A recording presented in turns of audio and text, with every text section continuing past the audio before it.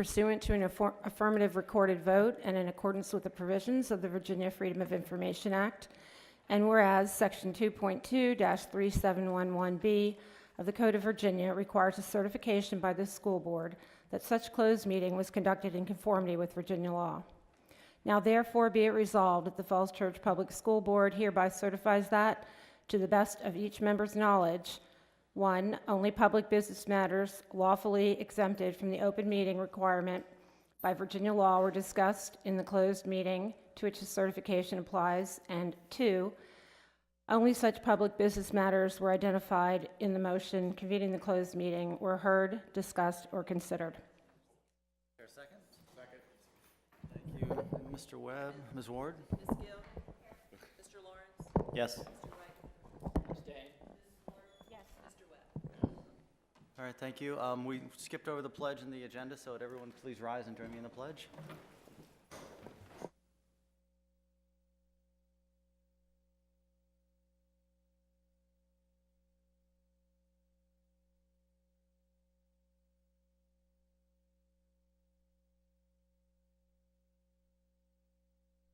And could I get a motion to adopt the agenda?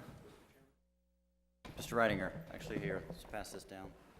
Or grab the one right there.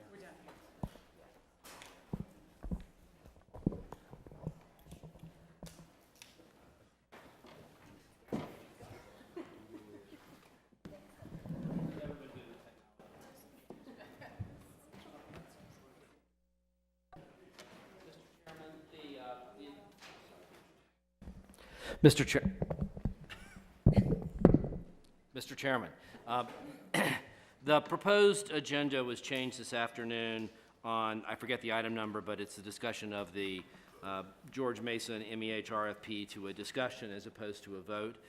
I have no objection to a discussion, but I would like to leave open the possibility of a vote on the issuance of the detailed RFP if that is called for after the discussion. So I wanted to have the chairman's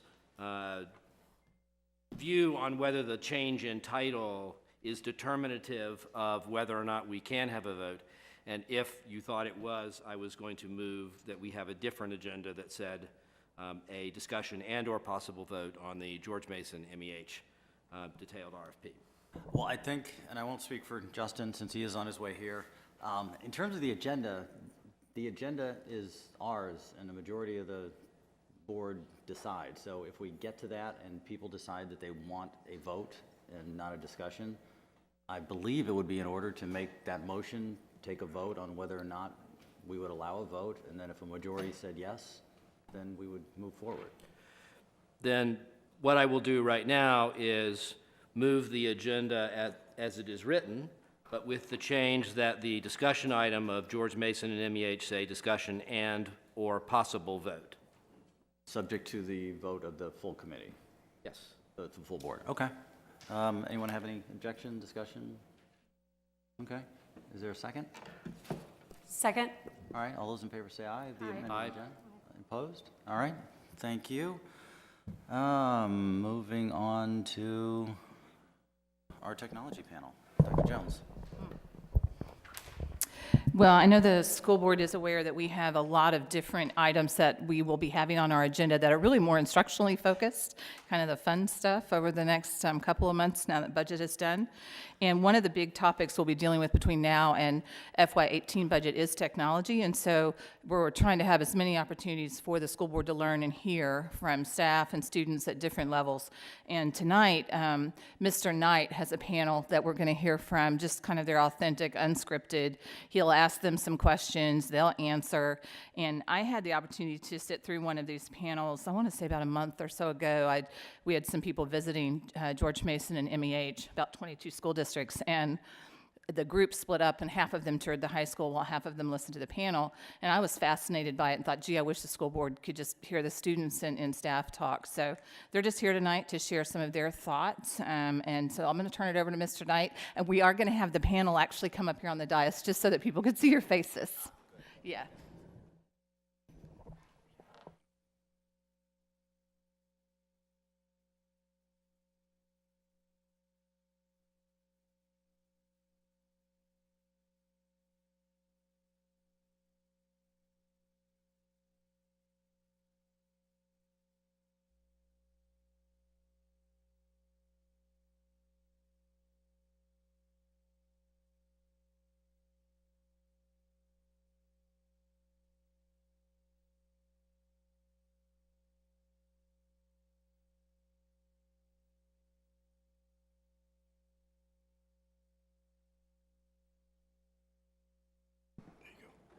That's better.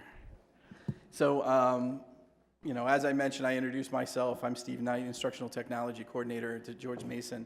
I also have the privilege of working in all the schools, so I like to put the K-12 title up anytime I can, because I want to give everyone make sure they know that I get to see all the schools and all the action that's going on.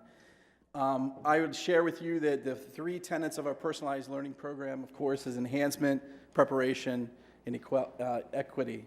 And enhancement, when we focus at GM, we focus on enhancement not just being enhancing the instructional or the learning experience, but we also focus on the enhancement of teacher delivery, so helping teachers deliver their content in a different way.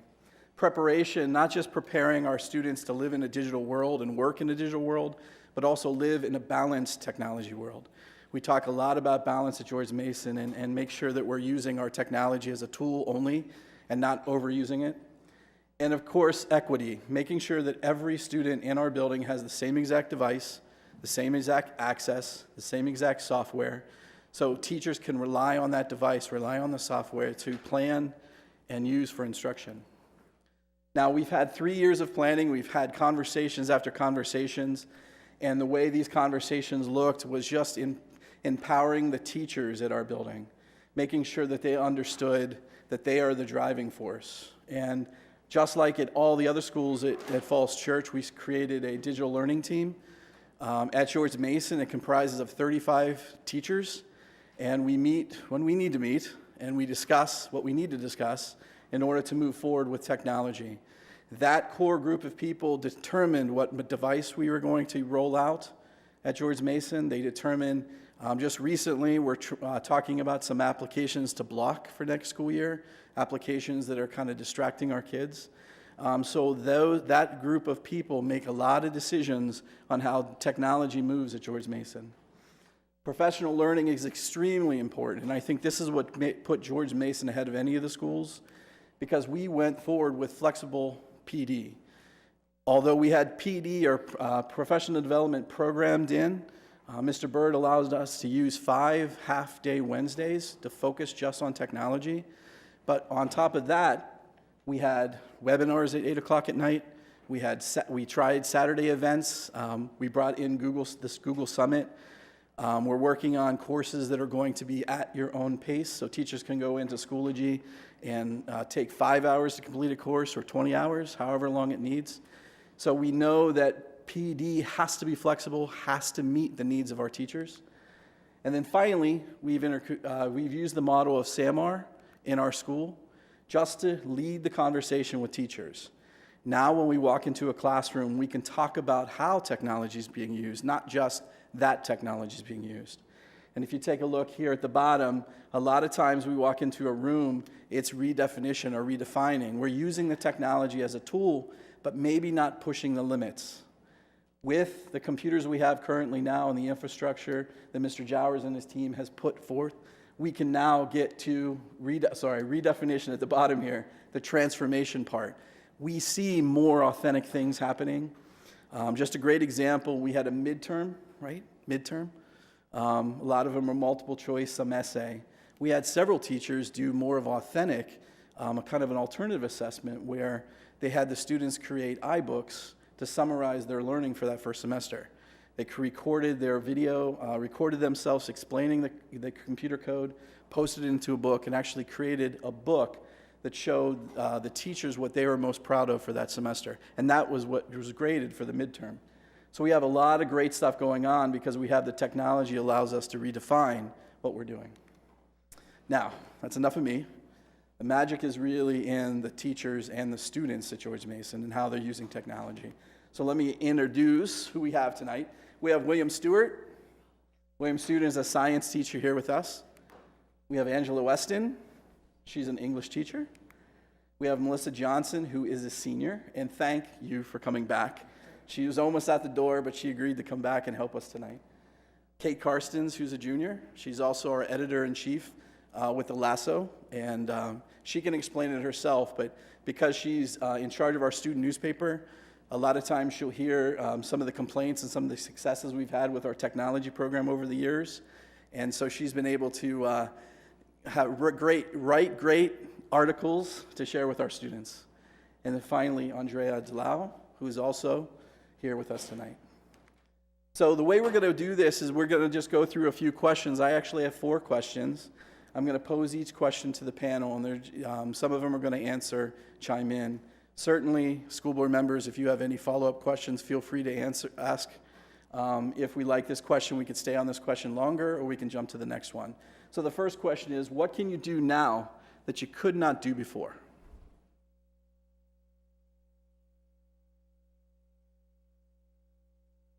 Okay, all right. So I've been on the digital learning team since it started a couple years ago, and have sort of always been somebody who's willing to try out technology in my classroom. But I think the thing that, as I think about the past 2 or 3 years that we've had this, it's sort of one of those things that's changed incrementally.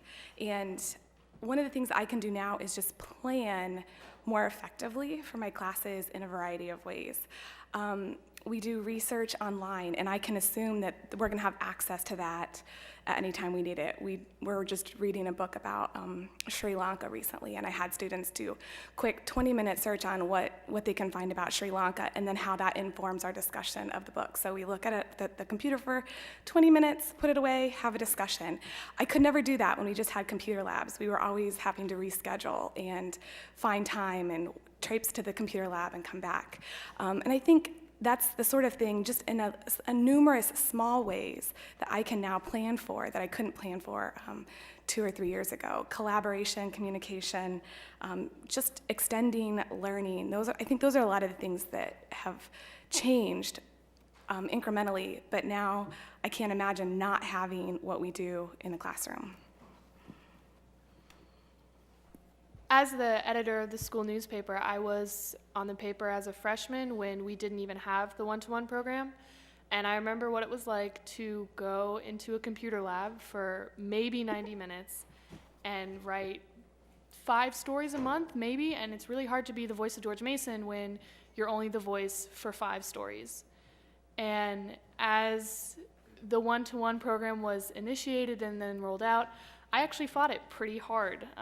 There are some strongly worded opinion pieces in The Lasso that are a pretty big record of how I fought this program. But when it finally rolled out, I started to look at all of the ways that it can be integrated in the classroom and even outside of the classroom. When I'm done with volleyball practice at 11 at night, I can open my computer and read through stories, and they'll be up on the web tomorrow morning. Because of this, we have been able to become not only the voice of George Mason, but the voice of the entire community. I think the biggest thing also is just the collaboration outside of the classroom has been like life-changing for me. Obviously, we're all really busy. We do sports. I go to Strasbourg every Tuesday. So the idea that I can be home after a game or after a practice and collaborate with classmates, even if I wasn't in the class, is really beneficial. And we're getting way more work done than when we could only access a computer at certain times.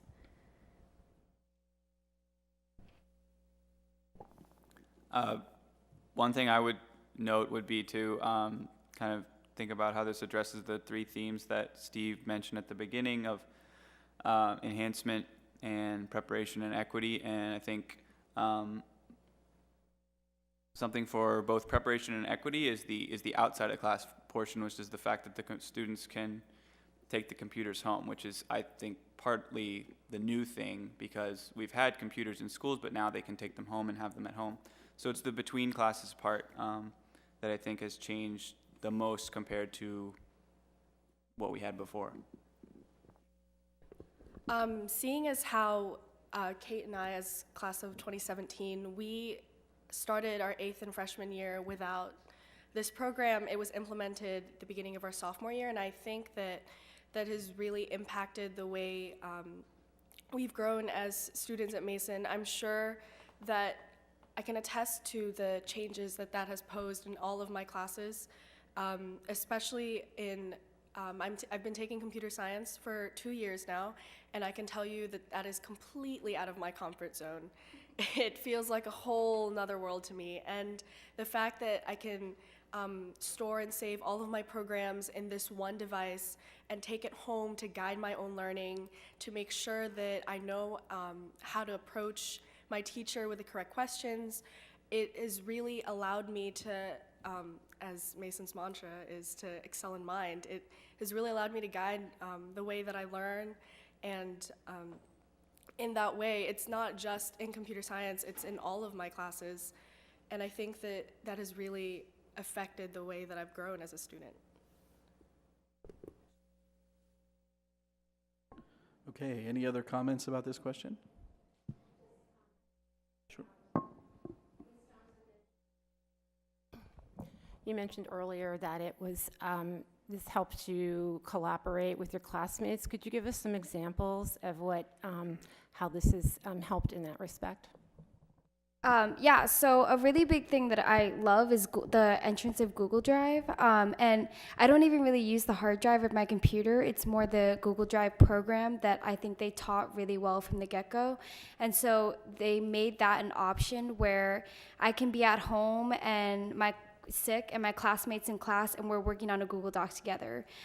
Suddenly when a kid's sick and we have a project that we need to do in class that day, there's no more excuses of that person couldn't contribute because now they have the access to. So I think it made certain group projects and certain assignments a lot easier to complete, and no one could take the blame because they were sick for 4 days.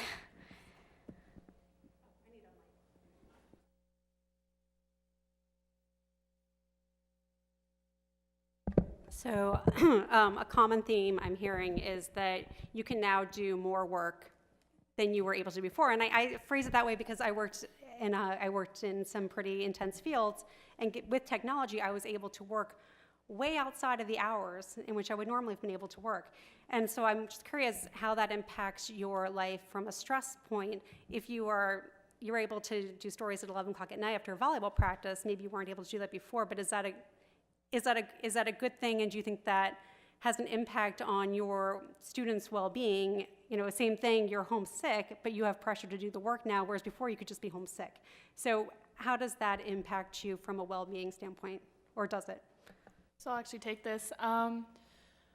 Honestly, a lot of times when I am home and it's late at night, or I have a volleyball tournament all day, I'm the one who chooses to open my device and contribute and really put in the extra work. No one is telling me, hey, you have to be using this device all the time. I'm able to become a better student and work even harder because of this device, and that's me wanting to be the better student. And I definitely think without this device, I wouldn't have developed into the learner that I am today. I'm always researching more when I'm taking biology labs. I'm always trying to contribute more in discussions, and especially with the lasso, that's a 24/7 job, and I don't regret that at all. That's why I come to school. That's why I work so hard, is because school is right now, and this is my priority, and the device lets it become my priority.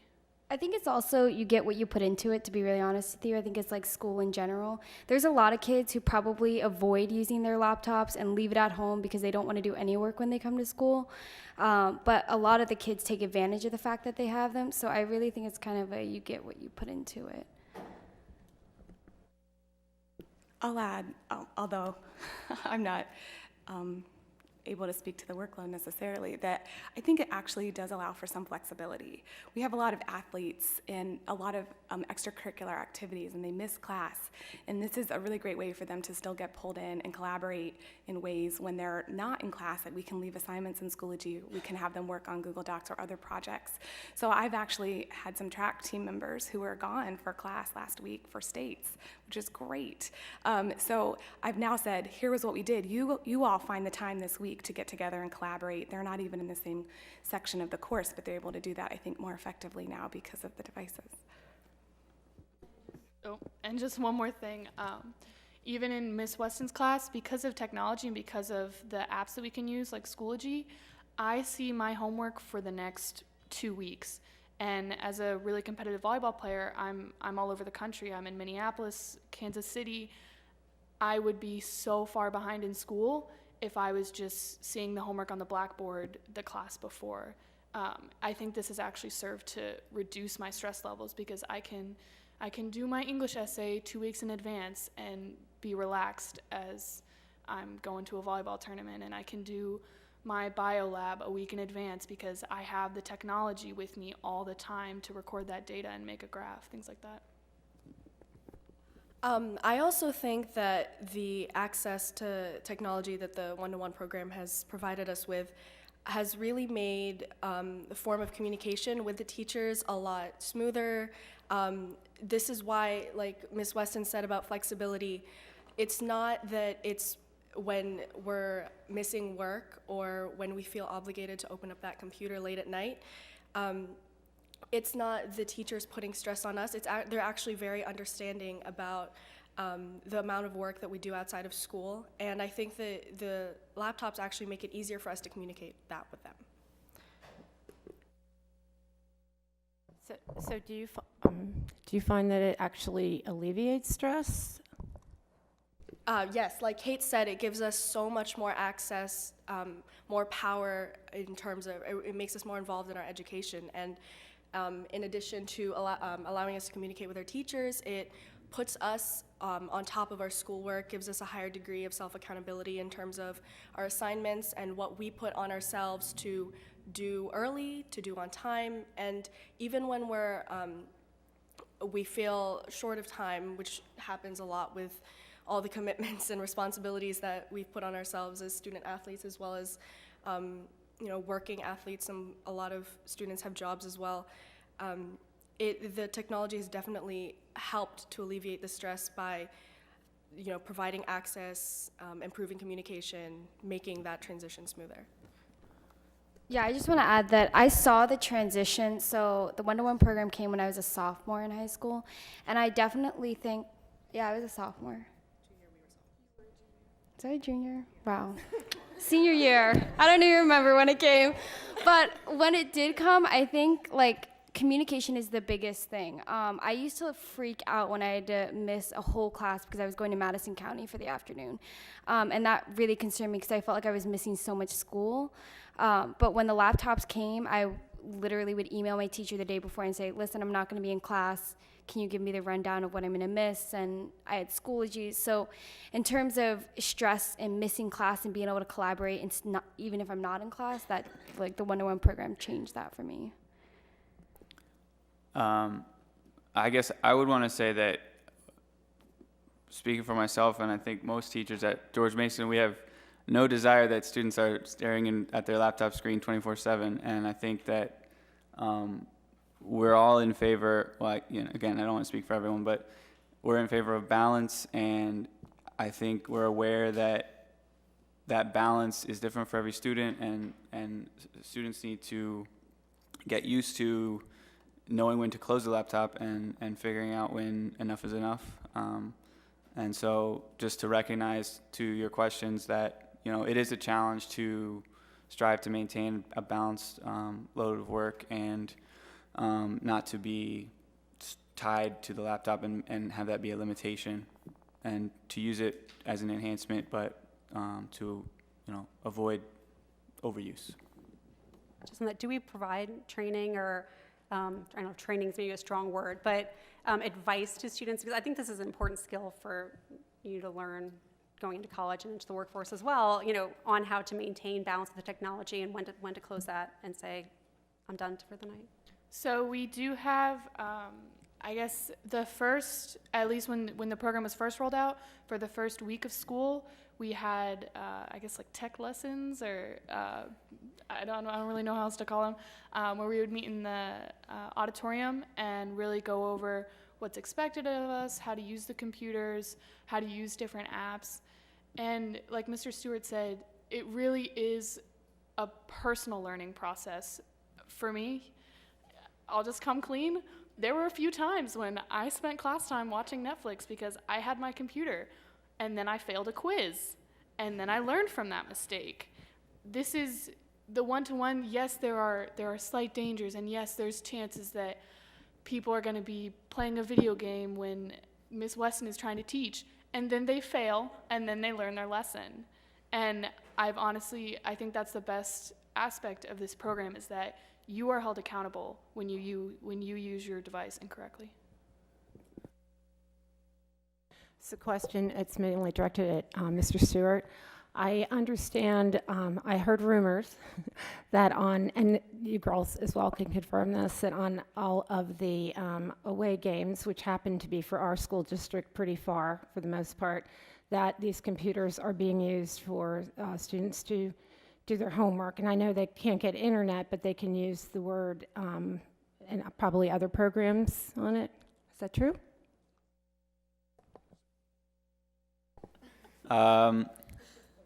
I have seen students using their computers to do homework, for example, on the bus trip. And like you said, it's sort of challenging. You're on a bus and you don't have internet access, but they can be useful in that regard for doing, during away games. I don't know, maybe because I'm a girl, and I don't know if it's a gender thing, but I think at least for the girls soccer team, and we have silent bus rides all the way to Strasburg, wherever we're going, and the laptops are definitely used. Now, they do die at some point, and sometimes that's good for us because we're all a little high achieving, but I think I've written essays. It is a little tricky on a bus, I'm not gonna lie. But for the majority of it, it is pretty nice to have something. If I need to write an essay that I know it's due tomorrow, I can at least get started on it instead of having to wait to get home at 10 o'clock and start on it. Okay, let's move on to the second question. Second question and this is more directed to teachers, has the way you plan for your instruction changed?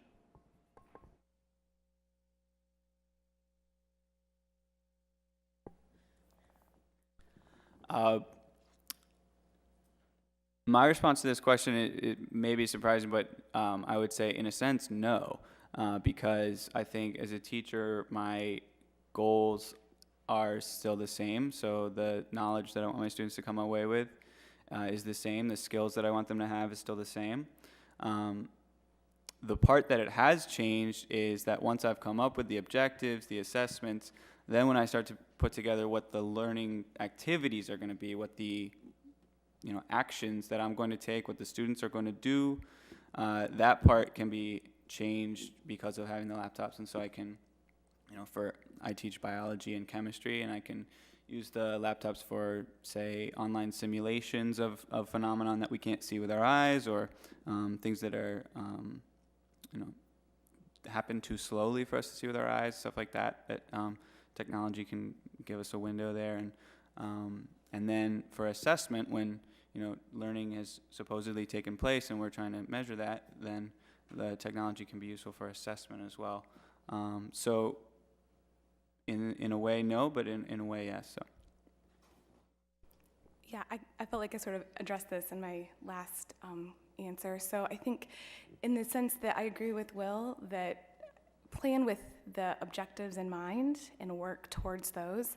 I think the technology has allowed those objectives to be, again, a little more flexible. I am a teacher who is going to do an iBooks project. I haven't done it yet. We were studying Chaucer, and all of my students wrote their own tale, and we're going to compile them into the Trailer 2 tales. And it's going to be a publication that we're going to put in iBook. And certainly there would have been other ways to do that, but I think it will give them a greater sense of pride to see it professionally published like that. So it's an assessment. It doesn't change. I think the way that it's affected more day-to-day instruction is that it does allow for more student involvement. I think things like Pear Deck that allow me to see how each student is responding to a question and to see how they've gotten answers correct or incorrect. It will publish takeaways, and I can see what those takeaways are. So I have planned to use that at times when I wouldn't have had the opportunity before. I can use discussion boards as well. To see how to pull in each student and ask each of them to give a response instead of just having a whole class discussion. And I'm a little hesitant to say that because We do so much whole class discussion in my class as well. There are at least as many times where the computers are put away and we're engaging face-to-face about ideas. It's English class. We're engaging about ideas and books, but the technology also allows us to find meaningful ways to engage different people. So I think the way that I've planned for instruction has, in some ways, gotten to be a little more diverse and also precise in terms of what I'm trying to achieve. And I think from like a student's perspective, I don't think we ever wanted instruction to change. I mean, the great thing about Mason is that we have such amazing teachers and they're so good on the fly and they're good in the classroom. And so that was one of my big fears, that suddenly the laptop would be the way we learned. And unless you're in a high C class, I really think that pretty much all the teachers at Mason have only used it to enhance the material and not teach the material. And furthermore, there are some teachers who say no laptops at all. When I was in government last year, Miss Mahoney said, you put it in your bag, it does not come out. And honestly, that was one of the best classes I had. And I don't know if that's necessarily because the laptop was away. It may be coincidental, but it's more that each teacher has the ability to use the laptops how they want. There are no as far as I know, I'm not a teacher. There's no one saying you have to have this out. Like, it needs to be part of your program, because if it were, then I wouldn't be having teachers who say no laptops, and that's what happens. There are no laptops. And in some classes, there are some laptops. I think Ms. Weston actually has one of a really balanced curriculum where it's 30 minutes in the beginning of class where we talk and we go over homework, or we watch a student give a presentation, maybe 30, 40 minutes of laptops, and then they're closed and we're discussing. And furthermore, there are some students especially in our English class, who are pretty quiet, and that tends to happen when you get really smart people together. You get some introverted ones too. And I have been able to at least read some of the most intelligent classmates, some of what they have to contribute to discussion that they're just too embarrassed or too nervous to say in a classroom. And technology has really allowed some of my peers to really flower. Like Kate said, I think that the liberty for teachers to decide whether or not to incorporate whatever level of technology that they want to in their curriculum, I think that I've been able to see this kind of growth and the ability to take advantage of the tools that they have at their disposal.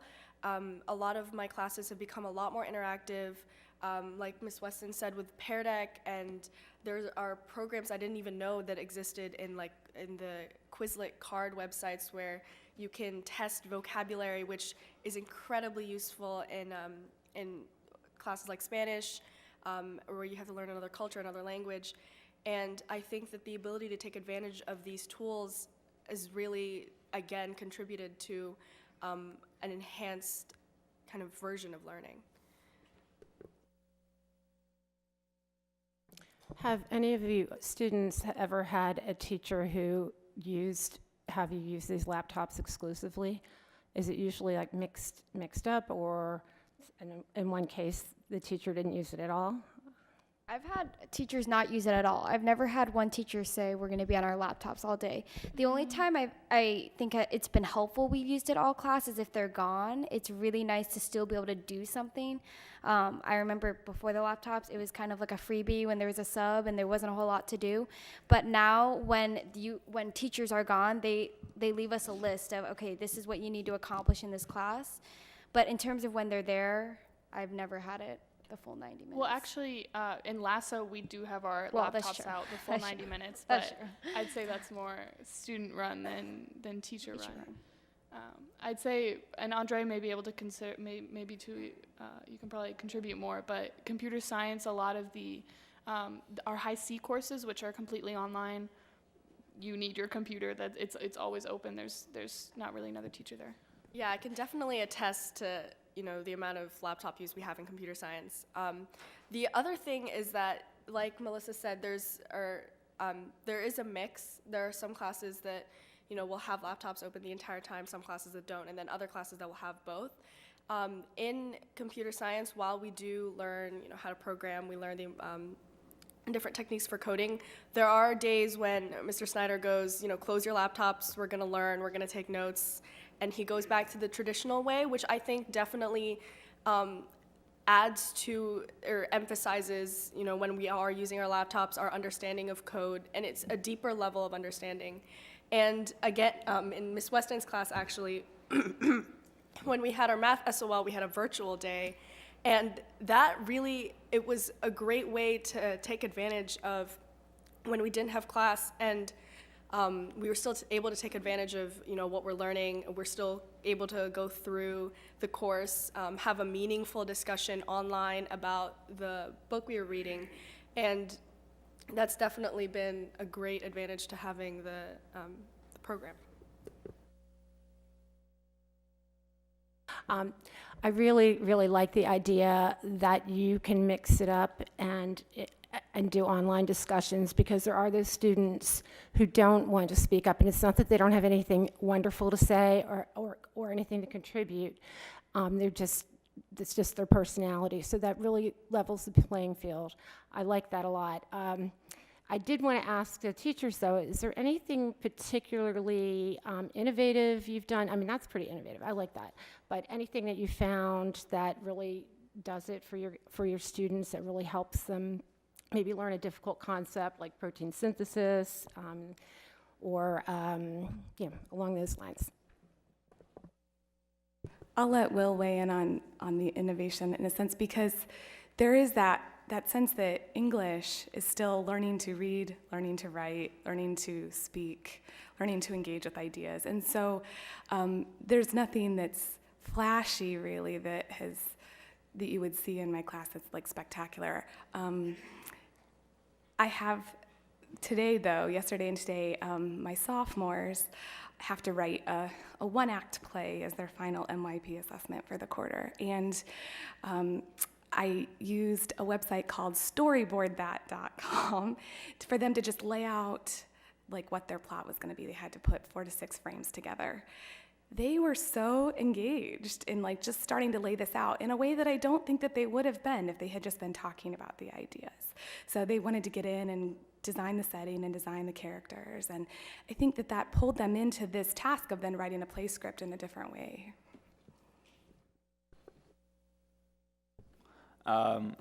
One thing I've done is have students create models, and then they can kind of move those models around and create a video of a process. So it could be, like you mentioned, protein synthesis. I've done it with showing how cells divide and how our bodies respond to pathogens, so the immune response. So making videos like that, I think, and oftentimes that's in a group, so that raises the level of engagement for the students, and that would just be one example of a couple that would be kind of things where I've like really seen it work. I want to comment on that, because I think that is wonderful, because students learn best in using different techniques, not just listening, not just watching, but actually kinesthetics and tactile. So I think that's wonderful. Thank you. So let me ask a slightly orthogonal question. First off, I wanted to thank all of the students for saying how important it was that teachers have the freedom to use technology or not as suits their classroom. I think that's something that is extremely important. And I don't think anyone is talking about, for the most part, although there's some sentiment around BYOD, about taking laptops away from George Mason students. The questions tend to be more about how things are used and how computers are used at middle school and elementary school levels. I personally observed, because I have kids in the middle school when the computers were introduced, some, I will just say, forced uses of technology, where it was really not as appropriate as it might have been. So one of the things I think the school board is going to be looking at is, how can we refine technology? How can we make it better? What are the ways to improve the use of technology in Falls Church City Schools? So whether on this question or other, I'd very much like to hear from all of you about not just what's great and that the problems didn't exist, but where can we do better? How can we use technology more effectively, or refine how we're using it in a way that would make the schools a better place? I think some of the issues have already been raised about balance and when to use it and how much to use it. Some other things that I've said that were about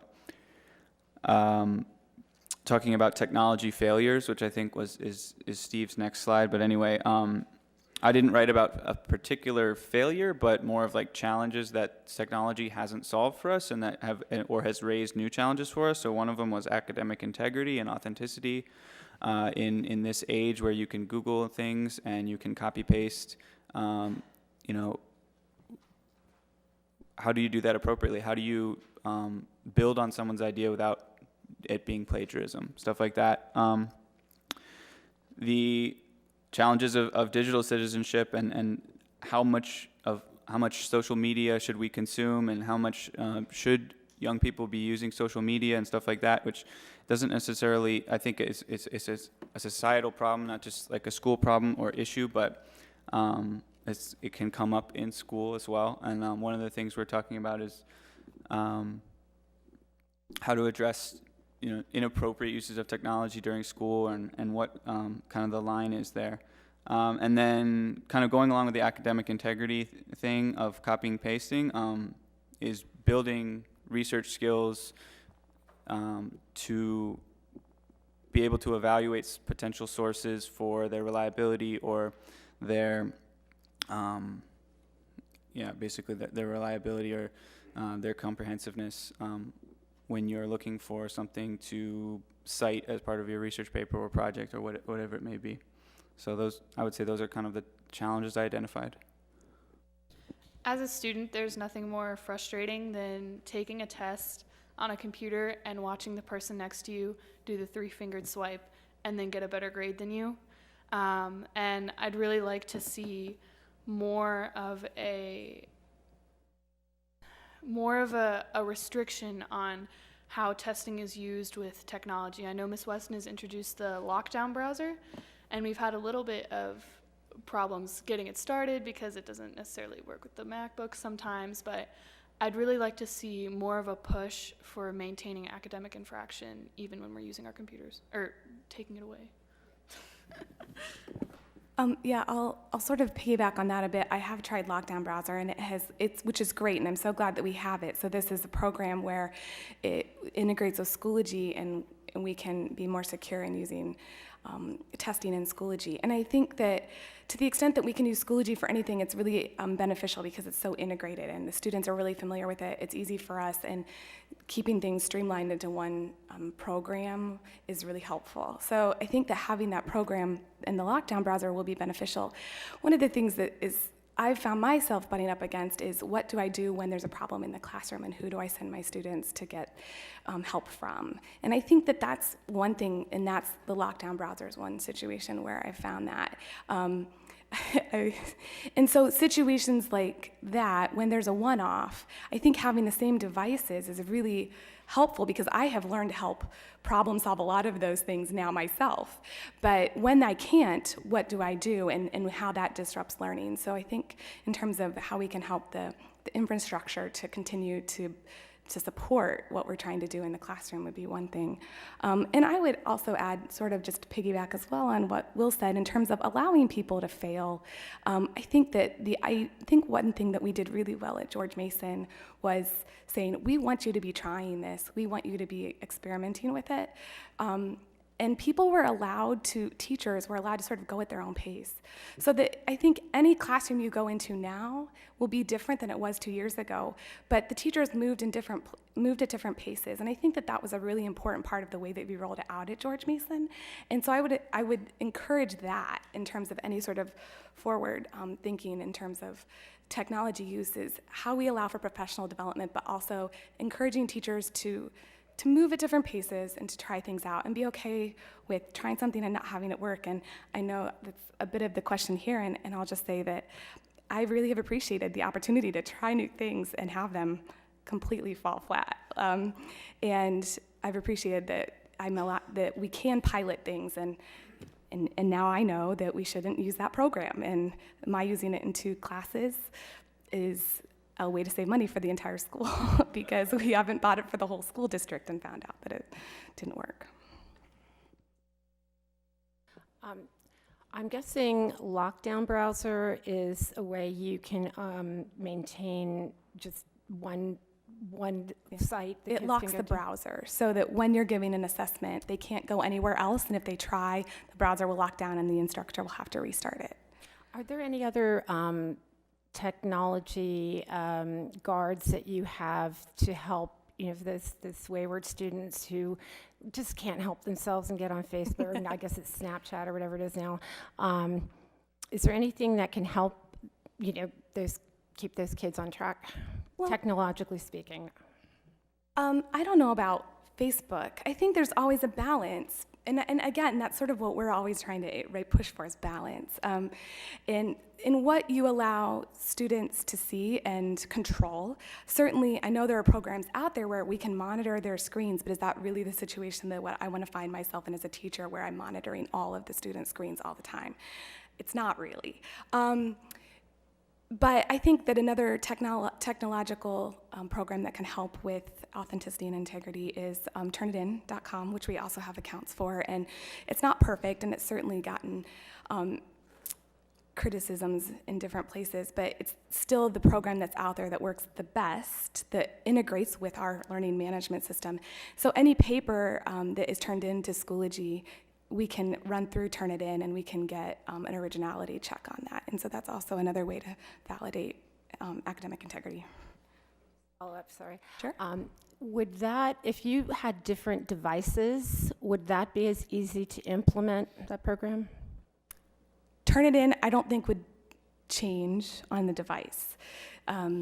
Lockdown browser would. I think one of the nice things about having all the same devices is that they can be re-imaged this fall. So while this year we had to go, it was going to be more complicated to use it. Next year we'll be able to say, okay, these are the programs we want, and we can have those programs on for every student and sort of hit the ground running.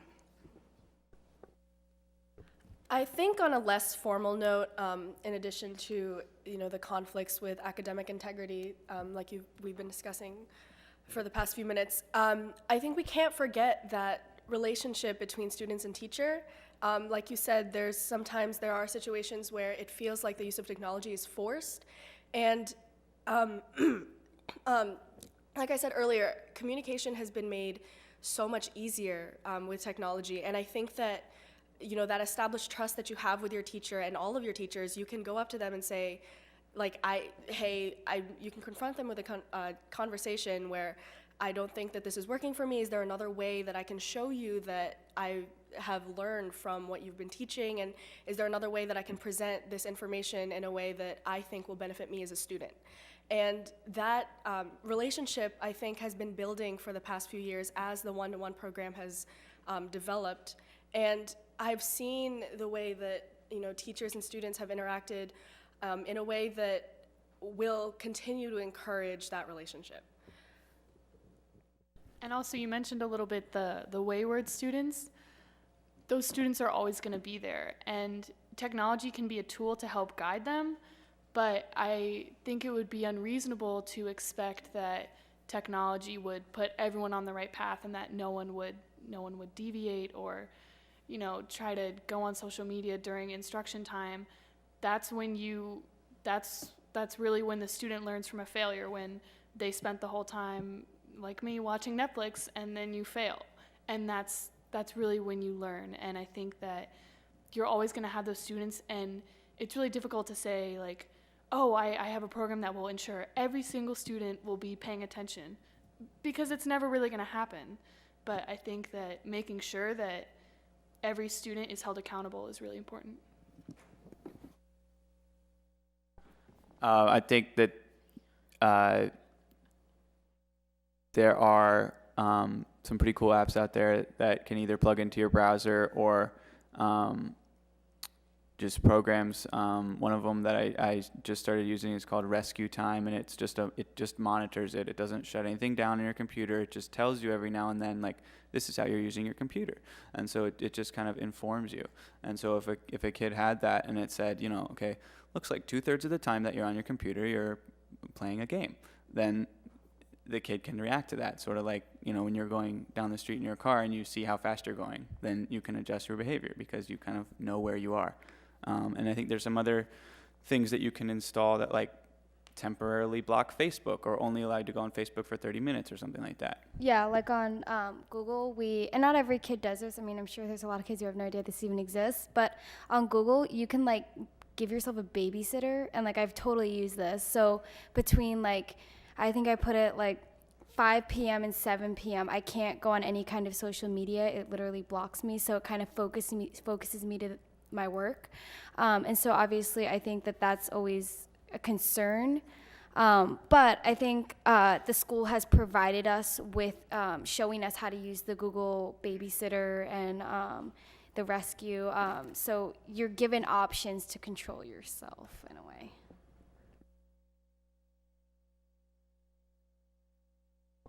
All right, that was the last question. Any follow-up questions from the board?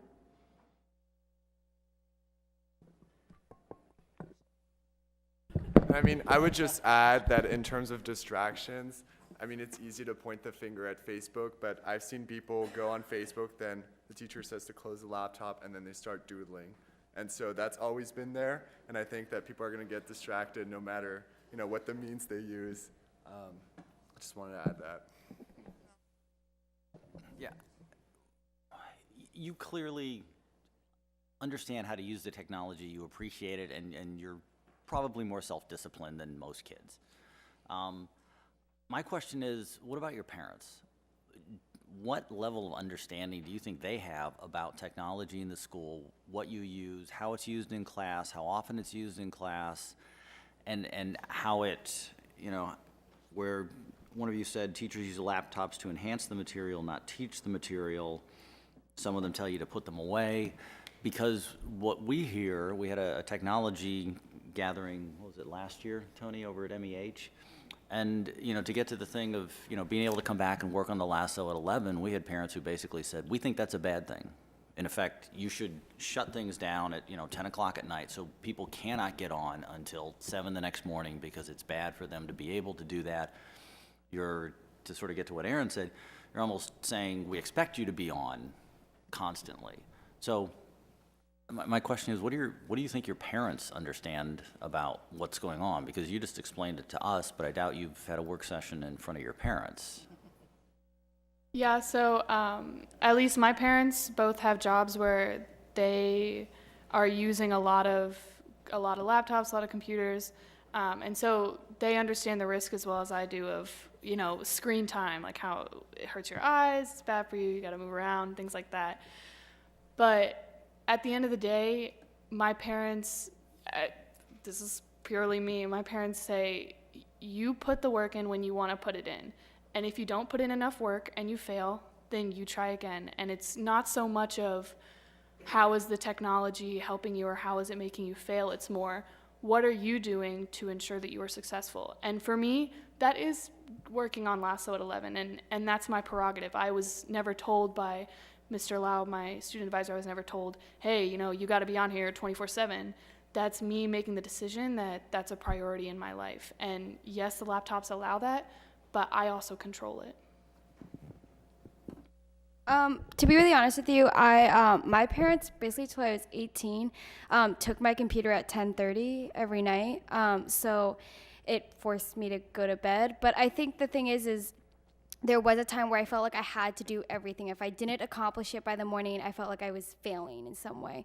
But I was also stretching myself really thin and trying to do everything. So for me, my parents just took my computer and was like, listen, like, you've done all you can for the day, now you need to get some sleep. But that was just my parents' take.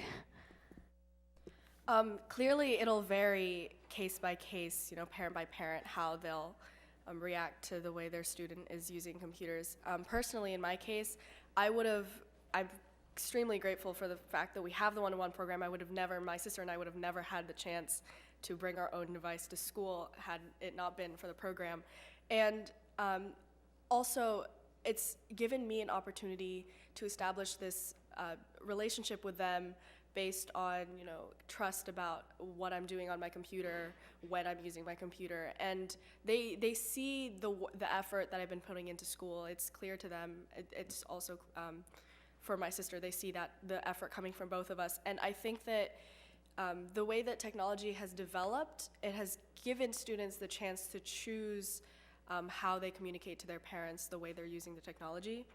And again, it varies case by case, but in my home, my dad actually went back to school a few years ago, and I was there to help him with the way he was using technology. He understood the workload that it takes, to go back to school now that we have access to technology, and I think that has helped him understand what my sister and I are going through. So, of course, that's not the same situation in every household, but I think that on a level of understanding that it can be that relationship can be formed between every student and parent. And also, it's so easy to point the finger at an inanimate object that can't, talk back. And at the end of the day, the parents are in control. My dad can take my laptop whenever he wants. Furthermore, I think there's parental locks that can be instituted on the computer at really any point in time. There are some locks that we can't access because it says, oh, you need an administrator or you need a parent login. And that's a way for parents to control the laptop, even when we're using it in school at noon, things like that. But at the end of the day, I think it really is more in the parents' control once it comes home, and it's a bit unfair to blame technology as a whole problem. And that's the beauty of personalized learning, is that you, as a student and with your parents, you guys can establish how you're going to use it outside of the classroom. So obviously for me, I was done at 10:30, but I know some people, their parents said at dinner time, we're not using it. So I think the beauty of it is that you can personalize it to who you are as a student and as a kid. Okay. And actually, same question for the teachers. Do you think that the parents understand what's being used, how it's being used, and appreciate that it's not just technology for the sake of technology? I hope so. I know I think I may have addressed it at back to school night when we have it. Certainly something to keep in mind for future years for back to school night. I was at the work session last year too for the technology, and I think one of the things I took away was that there were very few George Mason parents represented there, and I thought that spoke to, again, the success that we've had in sort of rolling it out at George Mason. Certainly the expectation that we have for students to be able to do their homework on their computers at home at times at the high school is maybe not an expectation that would be happening in the middle school or the elementary school. So that would change. I think if parents have concerns, always willing to contact us to talk about technologies, and we'll have those conversations with them. Yeah, I would basically echo what Angela said, and that I haven't really gotten that much feedback from parents about what their understanding of the technology use is. At back to school night, I say you should check Schoology between classes and other examples of how the computers will be used, but I don't have a lot of continuing contact about the devices throughout the year. So I'm going to apologize for a second because this is less a question and more a comment. The one thing I'd say in response to the dialogue we've just been having is I appreciate everything you are saying, and I agree with it. But it feels to me that there's a sliding scale, and that the mature choices you make as a junior or a senior might have been different when you were in 6th grade. And that perhaps additional controls might have been necessary to make sure that technology did not lead you astray. Ms. Carstens, I agree with you completely. You can't blame technology, but you want to make sure you have the right protections to make sure technology is used appropriate in the appropriate grade. The other thing I'd say about parents is I think parents, particularly for younger kids, not so much for high school kids, are concerned about circumvention of what they want their kids doing and what they want them seeing happening more in technology than it would without technology, which is why things like parental controls and other technologies are so important. So I just think it's got to be a sliding scale. It's got to be balanced in the right way. I have no doubt that that any of you, if you spent a few hours watching Netflix and failed a quiz, would react appropriately. But if you go and if you sit in a place with a cafeteria with a bunch of 6th grade boys, and you see that one of them's got a Game Boy, I guarantee you there are 10 other boys around watching what's going on instead of doing their homework, which they might be doing if somebody wasn't there with a Game Boy.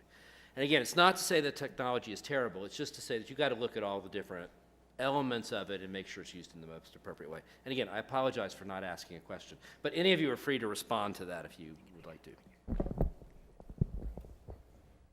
So I would just have a comment. I want to thank all of you for coming tonight. To echo Phil's comments, I think my questions around technology are less at the high school level and more at the pre-K through 8th grade, maybe even through sophomore year. I have less experience at that level. My kids are very young. But I think what we've shown tonight is that students who are top performers and who are driven and who are responsible will be able to use technology responsibly. I would have questions around how students who are not, I have no doubt that the three of you would do well if you had a slate and a piece of chalk. I think that you are very intelligent.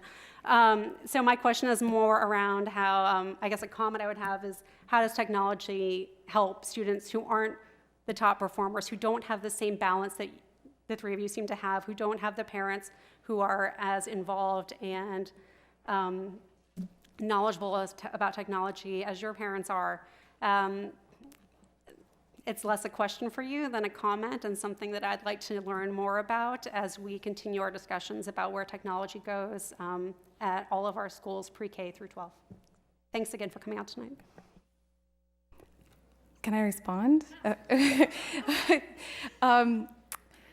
think that I can't control what happens with students and their computers at home. I do have some element of control in my classroom, and the extent of freedom that I give to my students to use technology changes based on the sliding scale as well. I teach higher level juniors. If they are on Facebook, I might say, hey, get off Facebook, and then leave it up to them because they will make their choices accordingly.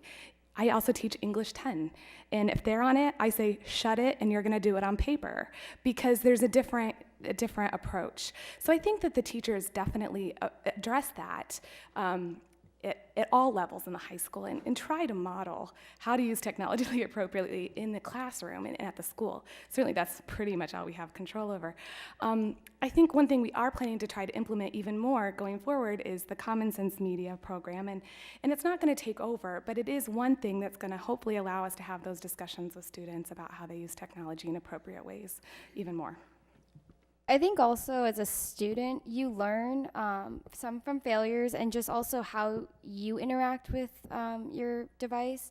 And I think it's important to learn it at this age rather than in college, because to be honest with you, like the college I'm going to, they've said, okay, you're gonna have a laptop, and all the girls I've talked to have said, you're gonna use your laptop every single class. That's how you take notes, that's how you function in the class. So I'm walking in already really prepared because I've had this for the past 2 years. So I think in terms of, there are people who are really gonna struggle with it and not use it appropriately, but they should learn now rather than when they're paying $40,000 to learn. Sorry, I also wanted to say, because this was the other thought I had, was that for students that aren't maybe as driven and motivated as the students that are here tonight, the technology actually allows us to differentiate really meaningfully. And I've had students that have been struggling with the concept, and I sent them something online that they could practice at home that I didn't provide to the whole class, because the whole class didn't need it, but some of them did. And I really like that the one-to-one program has allowed students that wouldn't have otherwise had access to that technology learning at home to now have it. And so I think that, in fact, it's actually also allowed me to find ways to differentiate and reach students in ways that maybe I couldn't have, and those are maybe not the high-achieving students all the time. All right, anyone else? Well, if not, I'd like to thank you first very personally, because uniquely, I'm the father of a kid who's going to be in George Mason in September. So hearing this is key, and having spent a lot of time learning about parental controls. He was the only 13-year-old who didn't have a phone. He now has a phone, and I had to learn about controls on that too. So it does come down to the parents having to take as much of a role as the schools. But again, thank you for taking the time and for coming back, even though you're a senior. So thank you.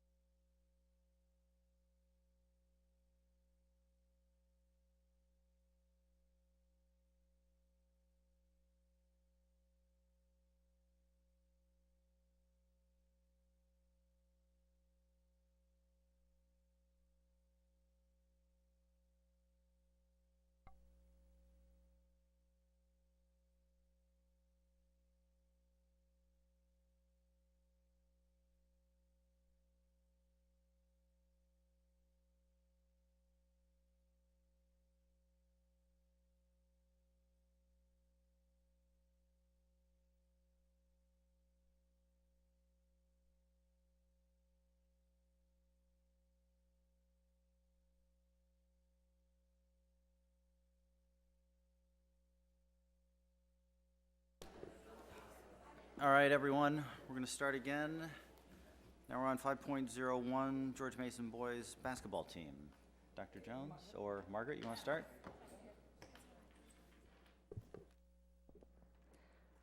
Good evening, everyone. Welcome, George Mason basketball team and coaches. Tonight we are recognizing the George Mason basketball boys varsity basketball team, led by head coach Chris Campanola, assistants Jason Millison, Mike Gilroy, and as well as Chris Carrico and Will Stewart, the JV coaches who also helped out during the championships. The reason we're recognizing this team tonight, they set a school record this past season with 29 wins and went undefeated in both the Bull Run District and in Conference 35 for the second straight year. These skilled players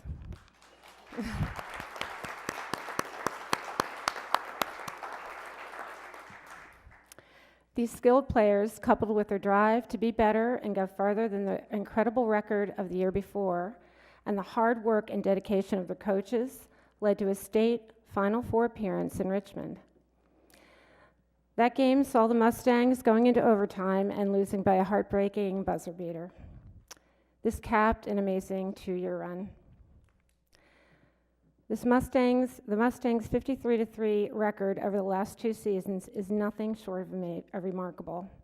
We are proud tonight to recognize this amazing group of players and the coaches.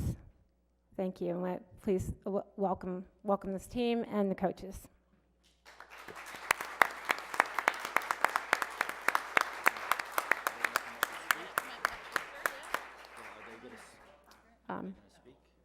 Robert, are you? Someone, I hope someone's coming up to talk. I hope it looks like it's Robert Tart. Okay, and actually, if you could have all your teammates just come up and stand behind you to show who everybody is. And coaches too, of course.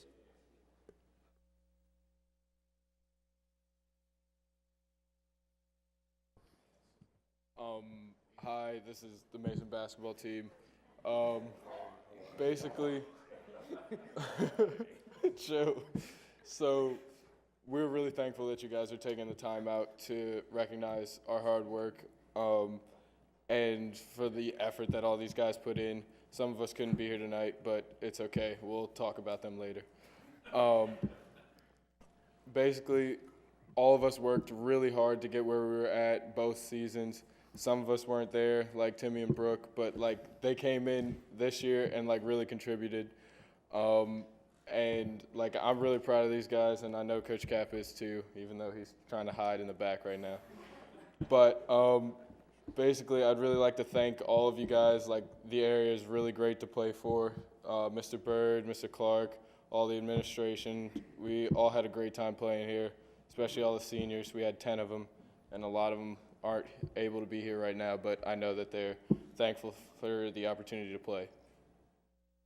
So could you either introduce everybody or have them all introduce themselves? I mean, I think it'll just be quicker, and space-wise, I'll just introduce them. This is Devin. This is Douglas. He's a senior. Both of them are seniors, actually. This is Charlie. He is a junior. Jack is a junior. Brooke and Tim, both sophomores. Brandon is a senior, and this is Dustin, and I'm Robert, and I'm also a senior. Okay, and hiding in the back. That's Coach Cap. He's on. All right, thank you.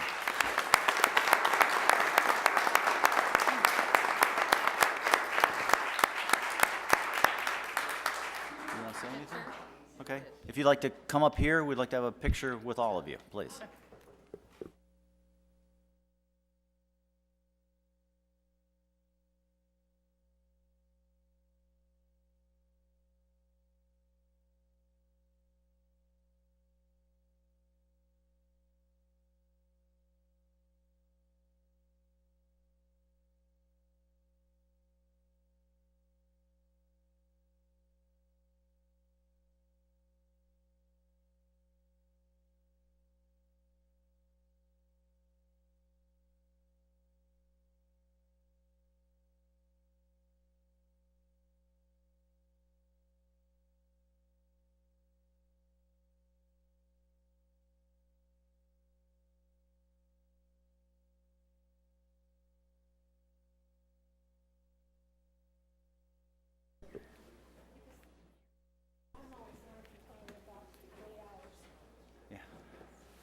All right, now we'd like to ask the coach to say a few words since players are too modest to say what they really deserve.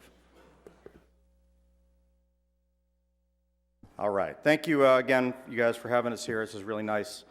Like Robert said, this is a pretty special group of kids. We lose 10 of them this year, which is odd. Usually you lose 4 or 5 and you replenish, but 10 guys have come through the program and are gone now. But the support of the parents and the community here has always been something that's been special about Mason. I've been here since, actually Tom and I came in together just about in 1996 or 97.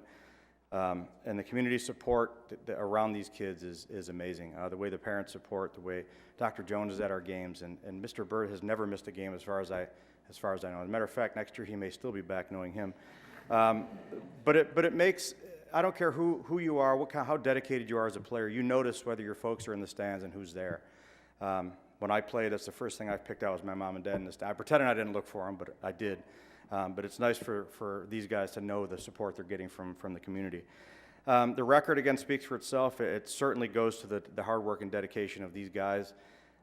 Sometimes as a coach, you get a lot of credit for winning all these games, but the last I checked, I didn't score any baskets or make any passes or defend anything. But at times as a coach, you have to just get out of the way. And the way these guys played together, the way that they, you know, Robert is, in case people don't already know, is the all-time leading scorer in the history of George Mason.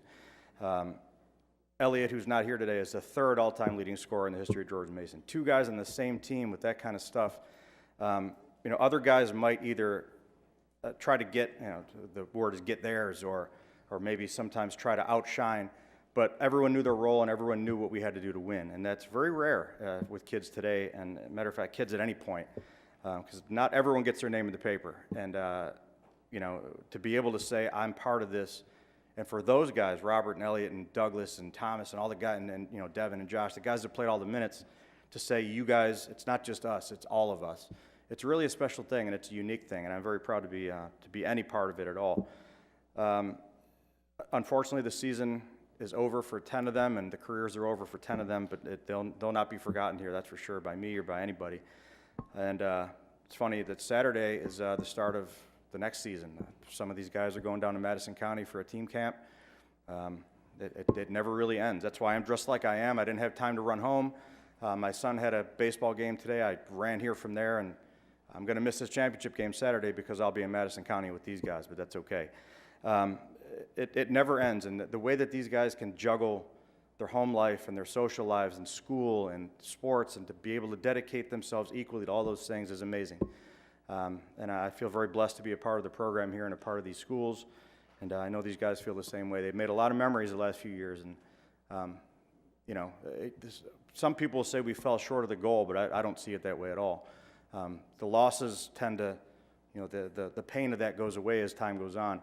And like I said at our parents' get-together at Margaret's house, that, you know, maybe 30 years down the road, they'll remember that they actually won the state title. I mean, your memory gets a little foggy as you get older. So congratulations, you know, for 30 years down the road.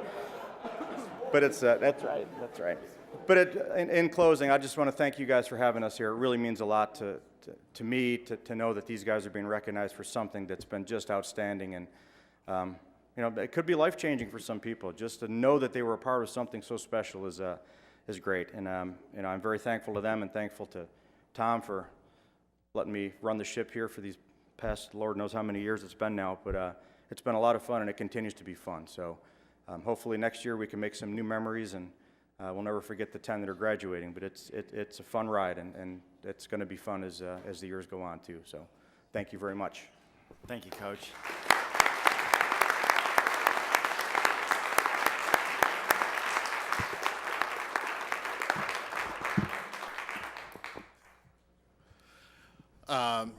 I want to congratulate you guys as well. It's been a great season you guys had this year.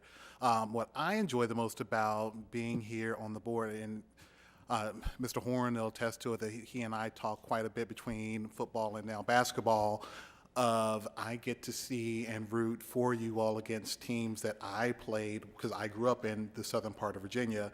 So when you all played Prince Edward, felt really good to see you all beat those guys down there. So, you know, it's good because I'm probably one of the few people from that part of the world that you all get to play against some of those teams down in Southside Virginia, down Greensville and Emporia area. So a lot of those same teams that when I played sports, those were teams I played against. So yes, I grew up in a town that small, so it's kind of odd to come to a community like Falls Church. It's almost as small as some of those places, but I still get to see some of those teams and still get to rub it into family members who live in some of those communities that my team here in Falls Church beats you guys just like I used to do back in the day when I played sports. So it definitely makes it a good feeling to see you all guys do so well. And as your coach said, you came up a little short, but you all had an amazing time, an amazing season. And this is something that you'll never forget, that when you all come back, the 10, the 20, 30-year reunion, you all are going to have those conversations of, you remember when we, so it's always going to be a good feeling that you all guys have. And for the seniors, much success as you all wrap up this part of your life and get that next part started when you all go off to college next year. Thank you, Mr. Webb. Anyone else? All right, well, I'd like to thank Coach and players. You really did have a remarkable season. And I'd also like to thank Ms. Ward, who was tenacious in making sure that we made time to get you all here. So thank you, and sorry you're losing 10, but we're looking forward to next year. So thank you for coming. And thank you all for a lot of entertaining games. It was fun. It was a fun season. All right, thank you very much.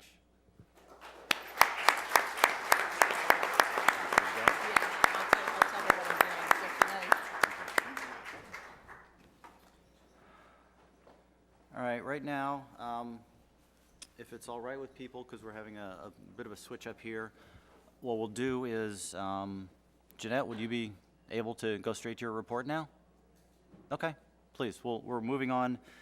We're just postponing 5.02 and moving on to 5.03, annual reports from some of our advisory committees. And I believe, Marty, Hunter, everybody gets how many minutes? 5. All right, please.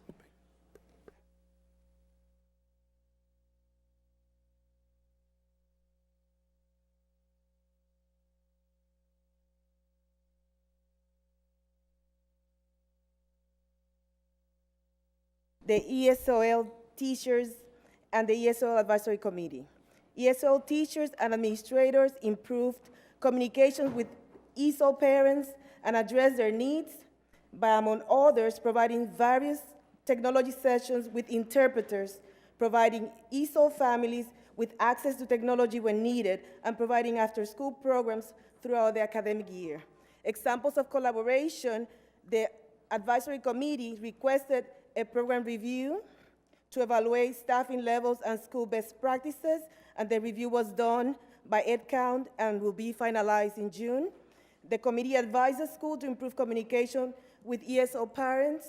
The school addressed the advice by contracting language line solutions to provide translation services in all languages, increasing the number of documents translated to Spanish by principals, conducting ESOL technology nights with interpreters, all them with Spanish interpreters and one with the Turkish interpreter. And that's among some of the things that they did, and providing interpretation services for parents-teachers conferences. I'm just giving examples because I only have 5 minutes. So the committee asked the school to have an ESOL family outreach event to provide information to ESOL parents and address some questions presented by parents. And the school sponsored an event on May 26, which was very well attended, and where the school provided information about registration, preschool programs, communication with the school, and summer programs. We also recommended that the school continue providing training to ESOL teachers, and they attended the TESOL convention in Baltimore and the Level Literacy Intervention Workshop in Boston.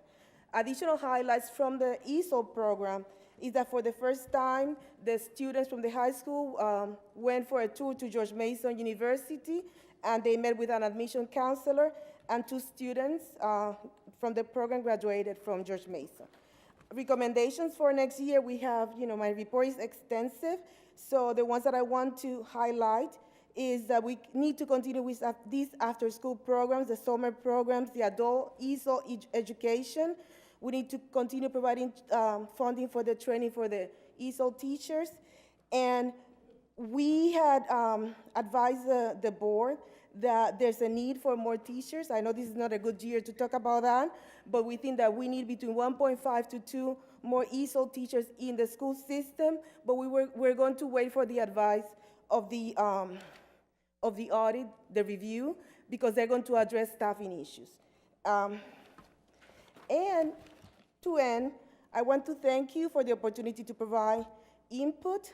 I would like to thank Margaret Ward, our school board liaison, for her leadership and support, Lisa High and Jean Seabridge for listening to our advice and putting in place systems to improve communication with ESOL community, the advisory committee members for providing input on how to improve the program and for being the sounding board for the program and the new initiatives, the school board for providing the leadership that helped us achieve so much this year. And I would also like to express our sincere gratitude to the ESOL teachers who worked so hard to address the need of the population, and to the ESOL students and parents. And the ESOL teachers are not only great teachers and caring teachers, but they are also translators, social workers, volunteers, and their work makes a big difference in the Falls Church community. Thank you.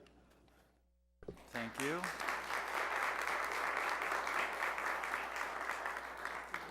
First, we'll start. Margaret, do you have anything to add as a liaison? No, he'll sit here. I'd just like to add that I really enjoyed working with this committee and with Lisa High, as well as Jeannie Seabridge and the ESOL teachers.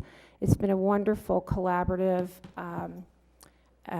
group of people. It was such a pleasure to work with this group, and they're very dynamic, and I'm just so impressed with how Jeanette and Claudia lead the group and bring it forward and bring the families in to the fold. And they're very welcoming to our English second language speaking families. And those particular people need the,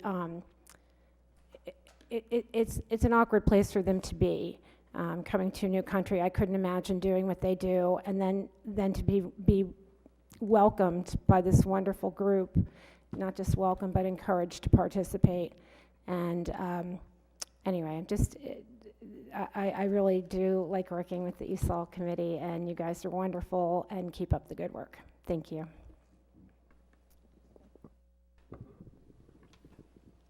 Any other comments or? Well, I would like to thank you also for your hard work and good cheer over all these years, and look forward to working with you all further and making as much of a difference. As I've said before, my father came to the U.S. from Costa Rica in college, not speaking a whole lot of English, and my mother-in-law came here from Latvia, so I'm very sensitive to the challenges and the opportunities that are there, and I thank you for your service and for helping.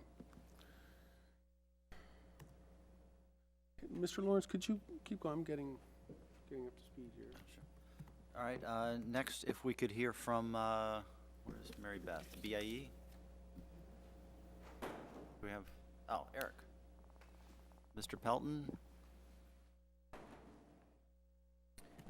Thank you. So, this is my first time summarizing the year for the BIE. In the past few years, Tori McKinney did a wonderful job as the chair of that committee. I want to acknowledge that. She moved on this year. I took over. We had a very busy and fulfilling year. I want to run down some of the highlights, and then if you have any questions, of course, I'm happy to answer them. We opened up our meetings to an even larger group. We included some of the student-affiliated organizations like the PTAs and the Athletic Boosters, and that was very useful for both us on the committee and for those organizations, I think, to share information about partnerships between the school organizations and the businesses.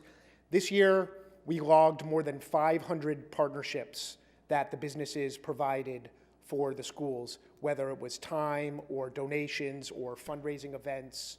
And like I said, we logged 500. I'm certain that there were many, many, many more than that.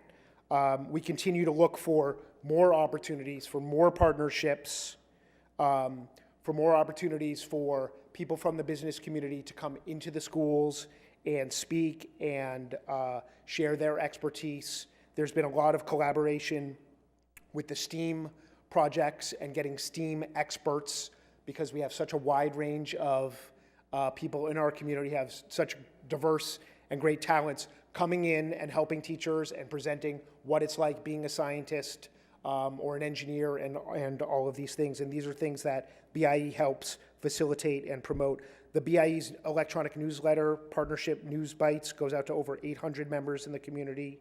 The career fair at Mary Ellen Henderson brought in more than 100 presenters. I think that may have been the largest ever. I went to it this year. It was packed. The students were having a great time. The presenters were having a great time. We have restaurants in the community that got involved in the backpack program and the Family Assistance Fund, and that was really successful. And we've actually, just in the last month or two, worked on expanding that to get even more restaurants and businesses involved in helping support that program.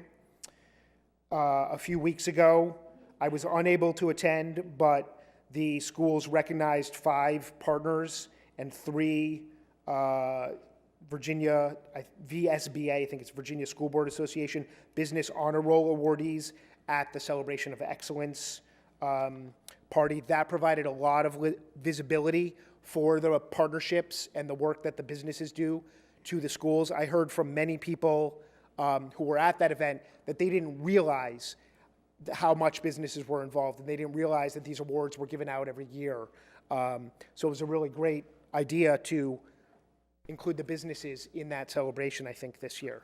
We've also spent a lot of time this year in our committee meetings focusing on CTE, hearing from Ms. Seabridge, hearing from the principals, assistant principals at the high school. I got to go with Matt Hills over to the Arlington Career Center and learn about what's going on there.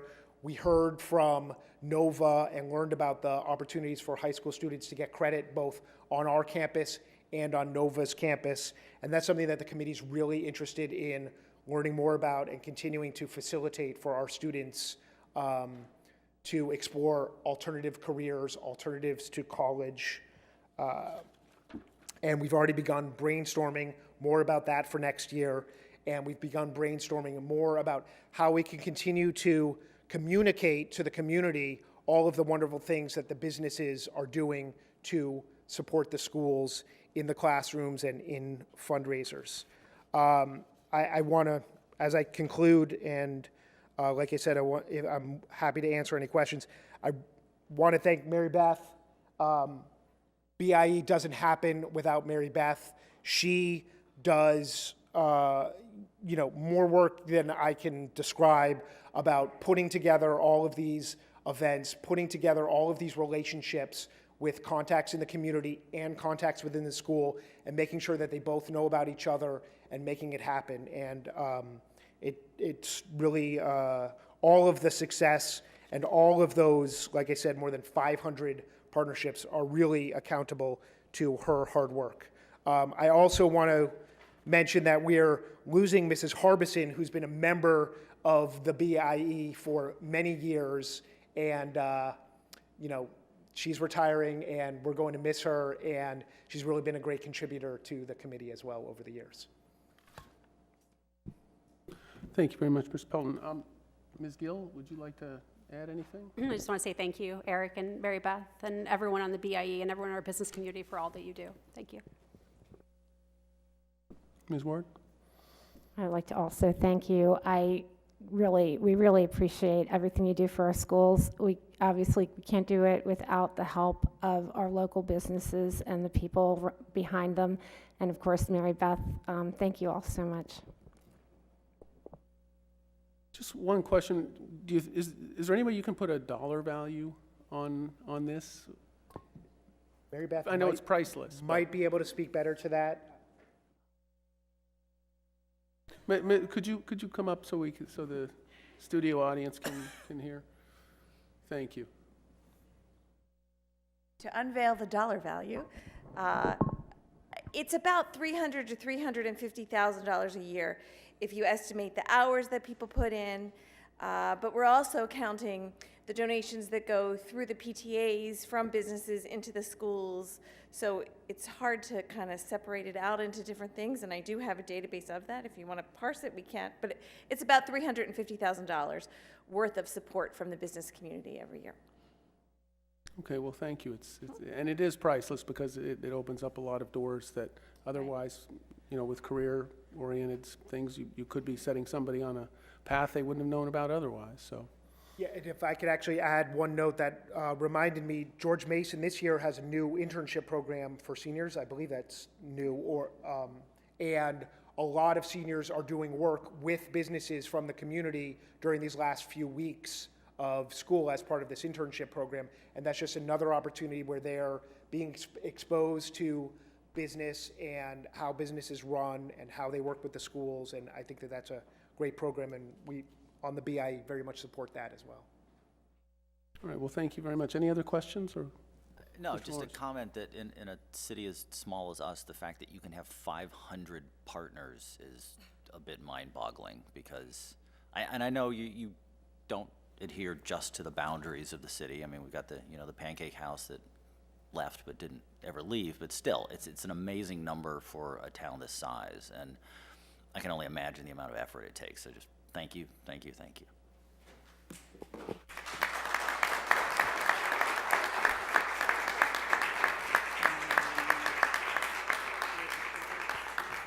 I just want to add one more thing.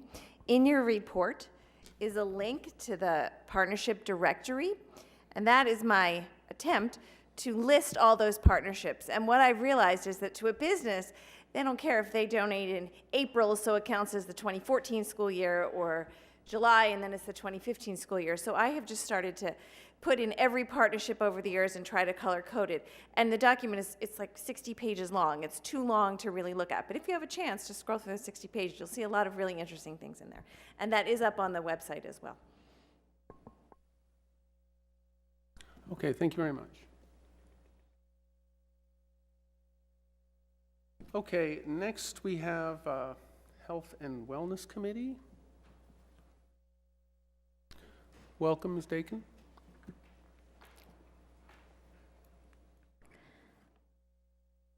Good evening. My name is Selena Dakin. I am a pediatrician right down the road at Kaiser. It's been my pleasure to be the chair of Health and Wellness. I have a 6th grade son over at Mary Ellen Henderson.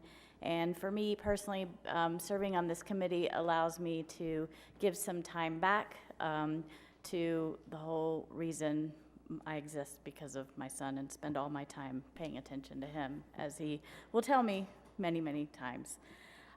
This was the first year of the Health and Wellness Advisory Committee. They absorbed the duties of what was originally the Family Life Education Committee.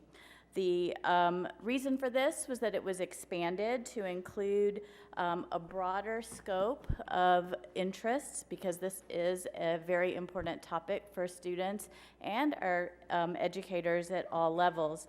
So our task was to provide advice regarding issues related to health, wellness, family life, and mental health, as well as safety.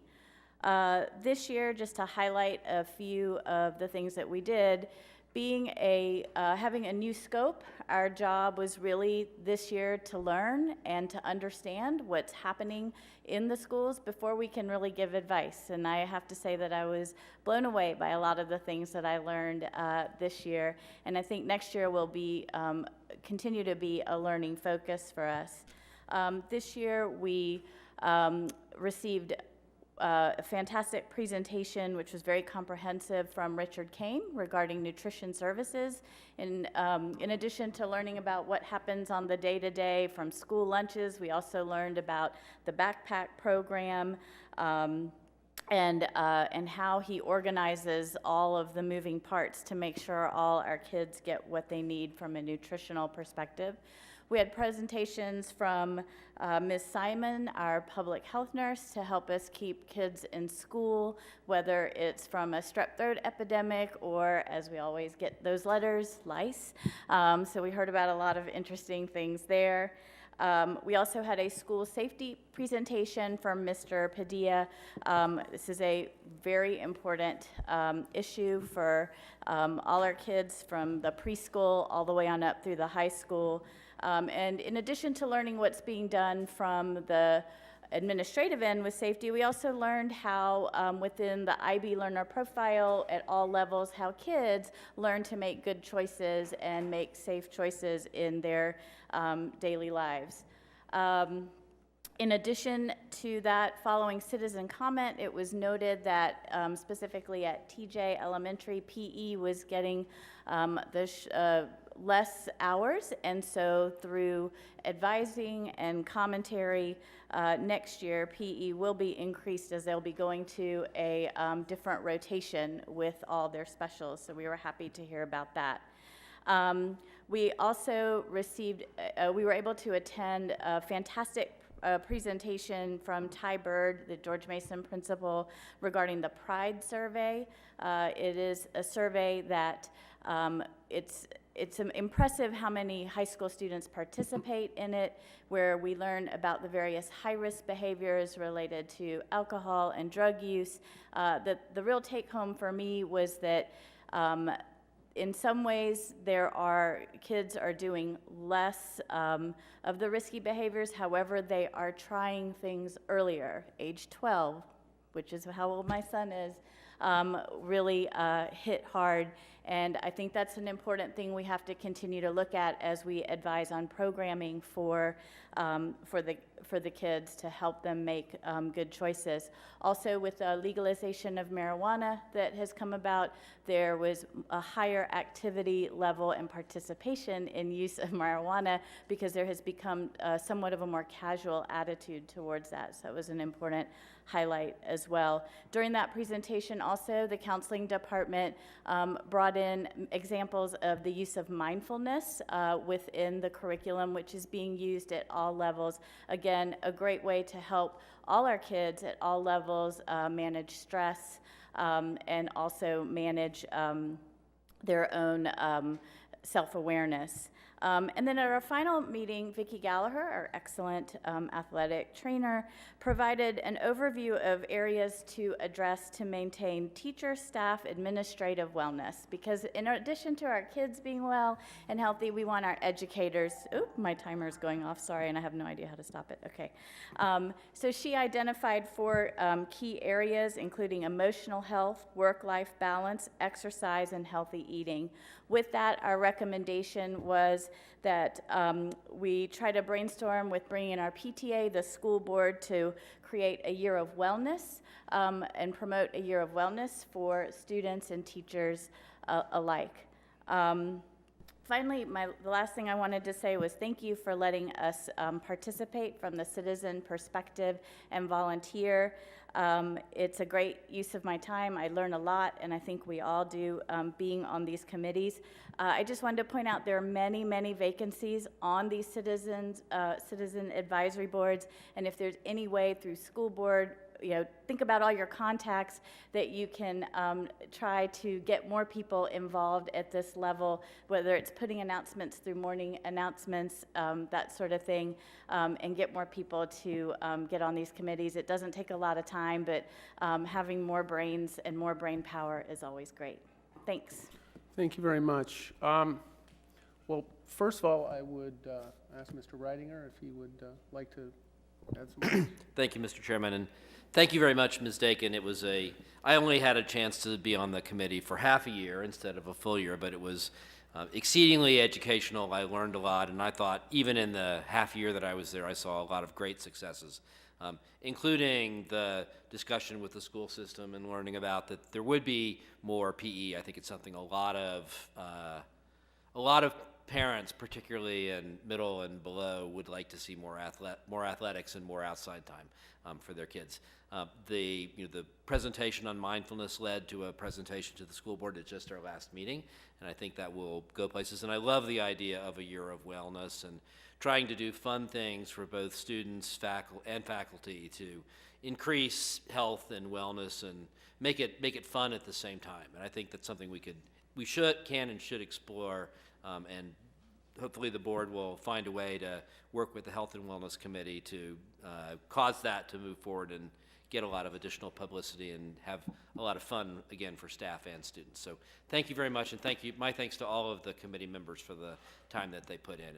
It was a great honor to work with you for 5 months now. Ms. Ward.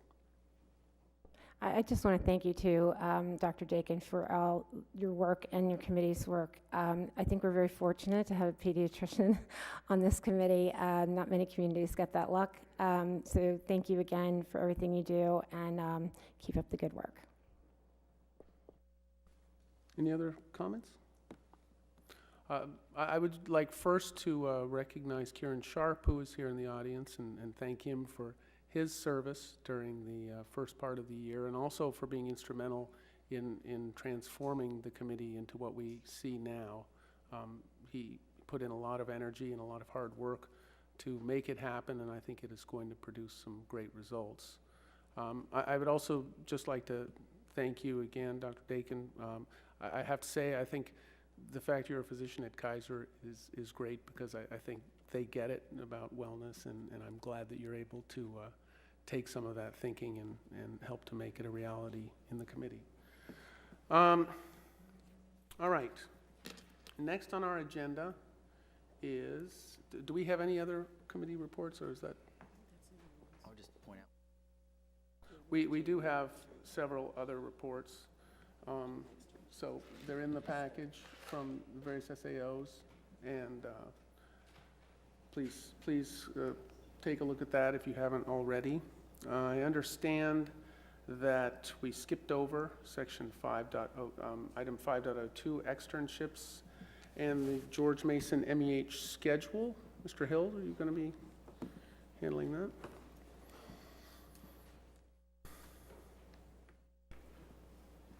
Welcome. Thank you. As Mary Beth Conley and Eric Pelton alluded to, the senior externship program we're piloting this year, there's no way that we would have been able to do it without the help of the BIE. You know, being a proud member of the BIE committee, I can honestly say it's incredible to see the vested interest of all of the members. Eric himself, who has taken a tour with me over at the Arlington Career Center.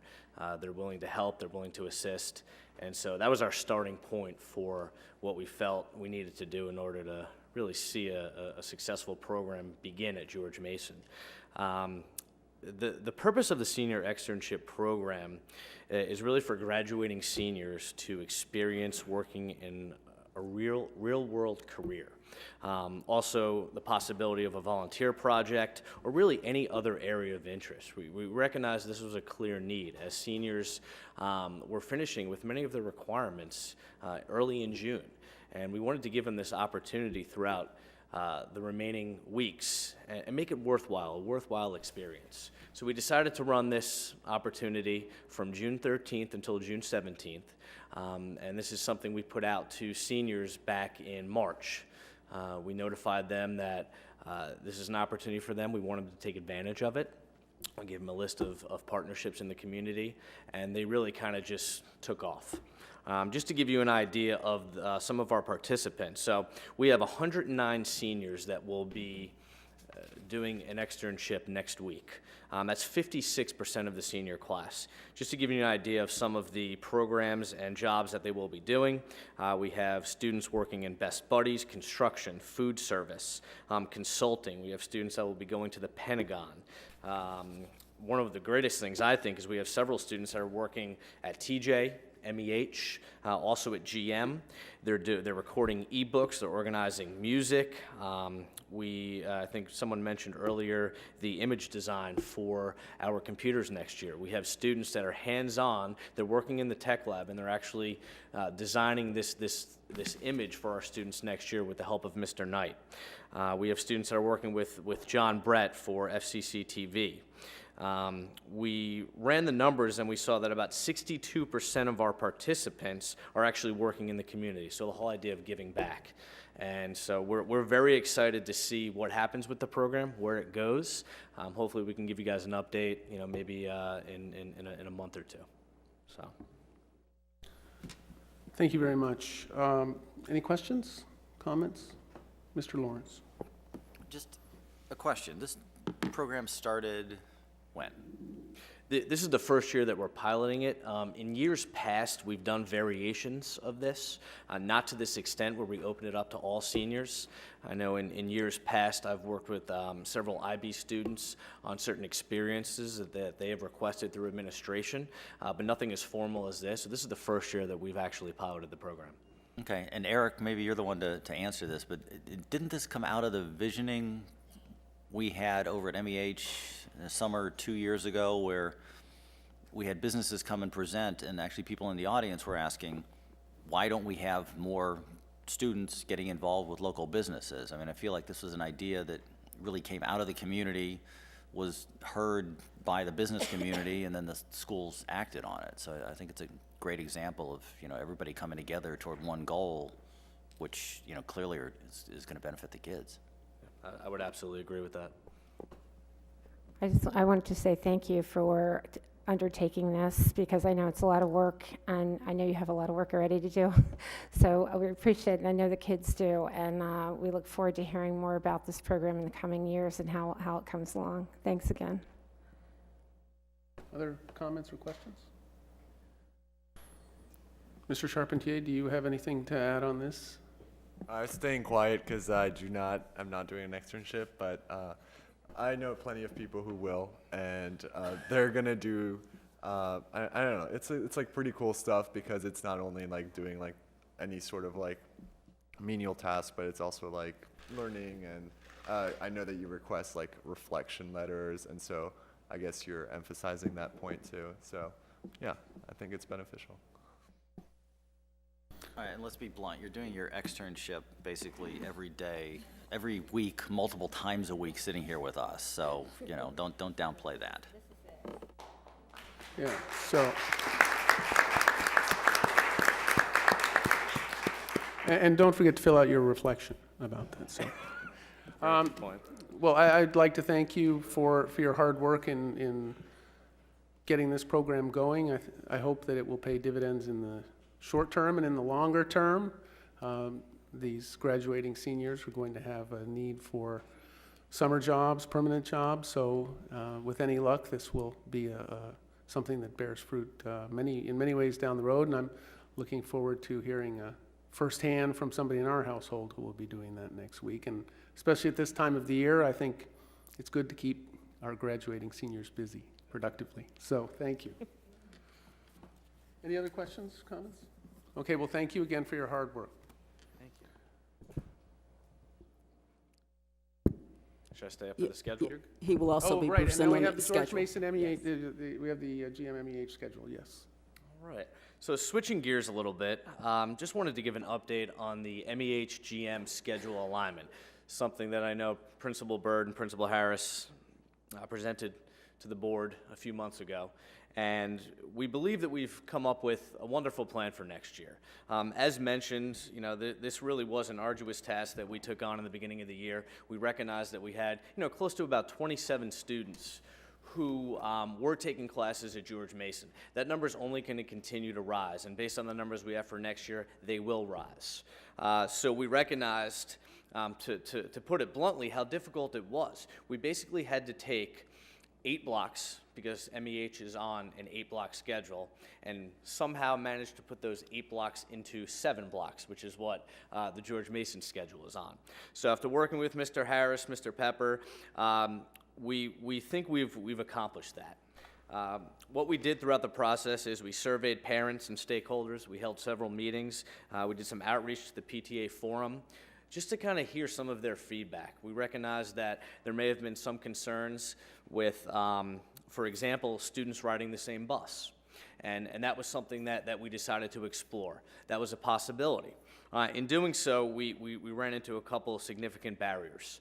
One being that obviously we're in a budget crisis right now. Having students ride the same bus, MEH and GM students, would require an additional bus driver, an additional bus, and we recognized that that was not plausible at this point. So what we went back to the drawing board and said, how can we align the schedule where students can still ride two separate routes? Okay, and one of the things that the members of the community stated, as well as parents, is that they didn't want high school students being dropped off that early. So we were able to fix that. We recognize that starting George Mason at 8:05 is something that actually can work for us. So the plan is to start George Mason at 8:05. Mary Ellen Henderson is actually going to be starting at 8:10. So we're very closely aligned in that starting schedule. We'll give an opportunity for students who are taking classes over at George Mason to get there on time. One of the things that MEH was focusing on over the last year is they spent a lot of their time in the morning with the tech rollout. So students would be required to pick up their computers. I think it was important to have that 5 to 10 minute gap in order to make sure that that was a success. After speaking with Mr. Harris and consulting his staff, they recognized there's not really a need for that anymore. So classes can start at 8:10.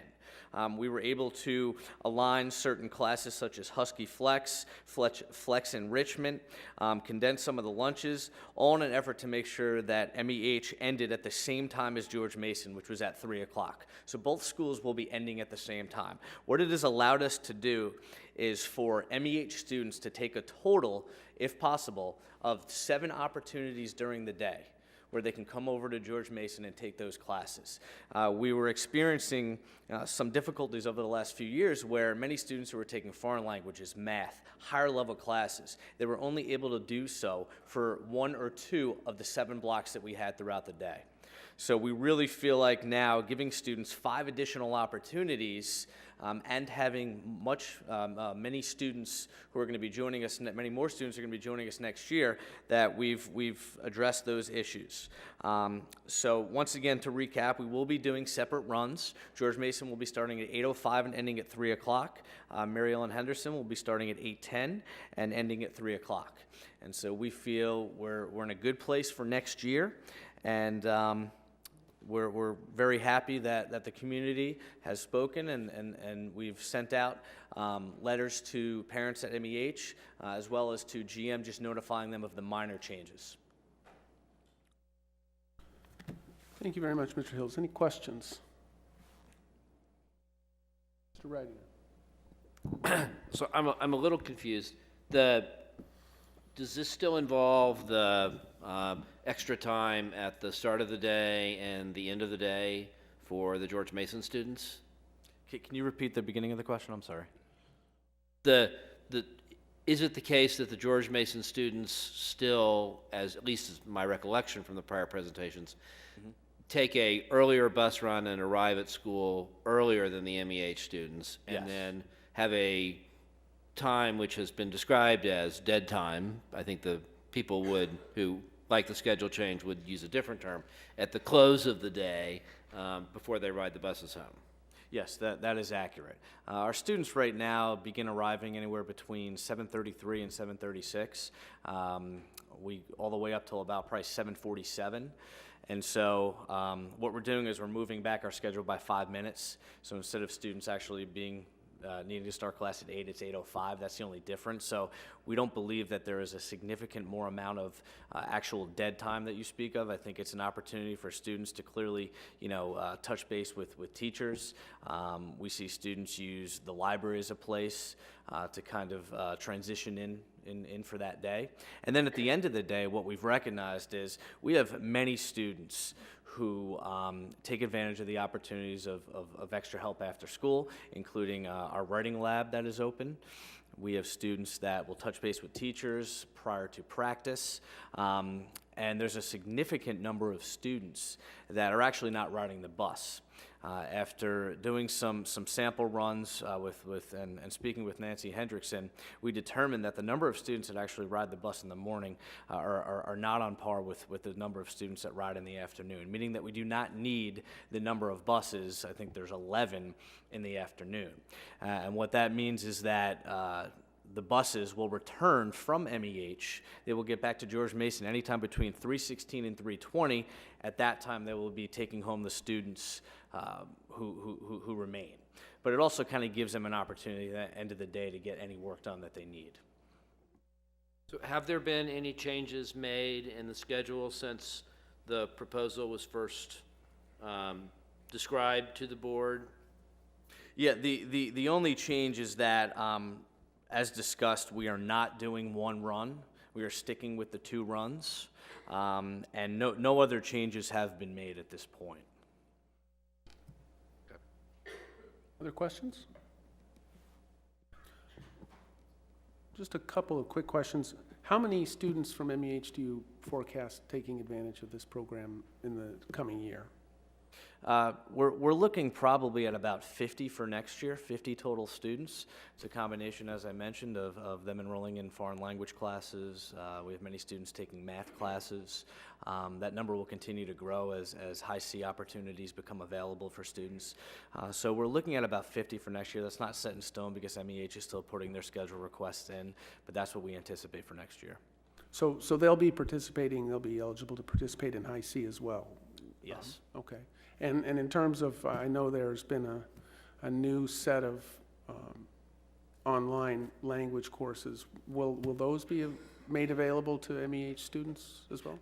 Absolutely. Obviously on an as-needed basis and when we deem it appropriate for the student's particular level.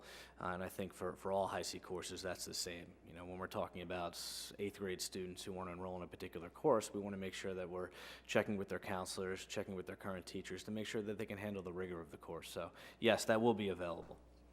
And does that extend to the summer months too? Absolutely. Currently, right now, we have 264 students who are enrolled in our summer academy. We held an orientation today. I'd say about 25 of those are middle school students. And I'm anticipating that number to grow a little bit. We'll be meeting with the middle school students on Friday to go over their orientation and go over the specific expectations of our summer academy program. Well, thank you very much. Any other, Mr. Lawrence? Sorry, just one other question. The MEH, you're doing 2 separate runs for each school. Well, 1 run separately for each school. Yes. For the MEH kids who are going to be taking classes, say, first block at the high school, they are still going on the middle school bus, not the high school buses, right? Yeah, so we recognize that they actually will have the option. For those specific students, we're going to let them know that they have the option of riding the George Mason bus if they prefer to get here earlier. But in speaking with Nancy, we feel as though if students still ride the MEH bus and that's what they prefer, they can still get to class on time. They will still make it to George Mason on time. But the option is available that those students taking the first and second block at George Mason are in fact able to ride the George Mason bus. Thank you very much. All right, next we come to... Just one second. Mr. Burke, can you come forward for just a second and talk about the concern that was discussed in the first presentation? I think there was some tweaking to some of that.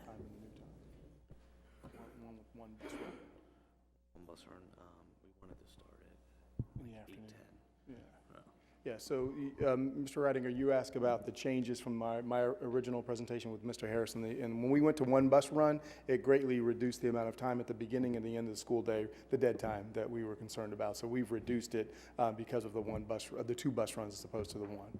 I believe it was somewhere around 25 minutes at the beginning and maybe about as much at the end of the school day, and that has been reduced by the 1 bus run. Yeah, originally I think you were talking about like 20 of 8 or Yeah, there arrival was a times. significant amount of time at Which the end. is very precious sleep time for high schoolers, Yeah, so. so we don't, there's no change in the time the kids will need to wake up in the morning to come to high school. There's just a little bit of lag at the beginning of the school day, where the kids, as Mr. Hill said, they can kind of get themselves prepared for their school day. Hopefully they'll use it productively, and we'll be out and about making sure that they do. All right. Well, thank you, gentlemen. All right, now we come to item 6.01, public comments and requests. In accordance with School Board Bylaws 2.30, the time for each speaker is limited to 3 minutes. Additional written statements may be submitted to the clerk for dissemination to the board. Members, for the record, so we will start first with Monica Fries.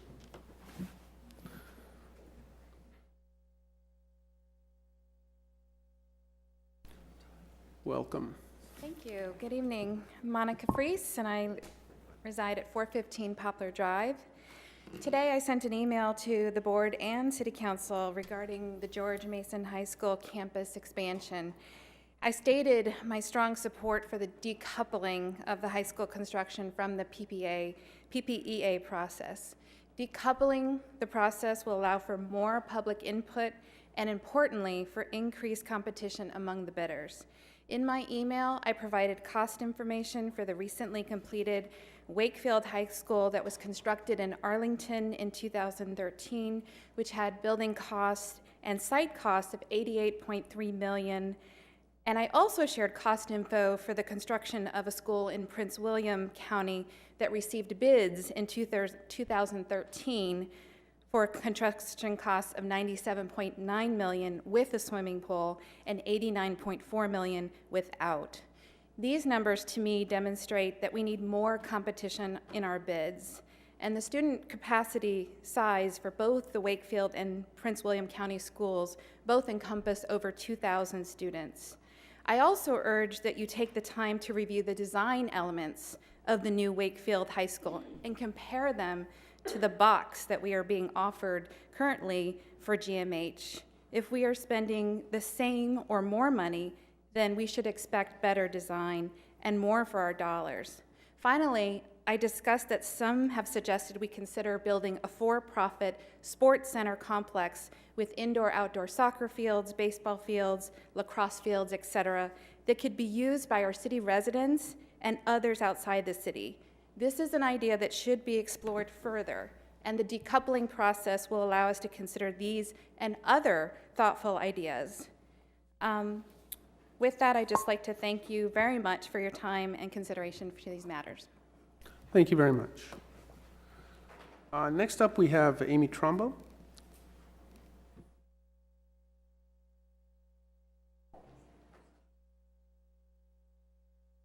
Good evening. My name is Amy Trombo. I live at 105 South Lee Street, and this is my third time speaking before the board.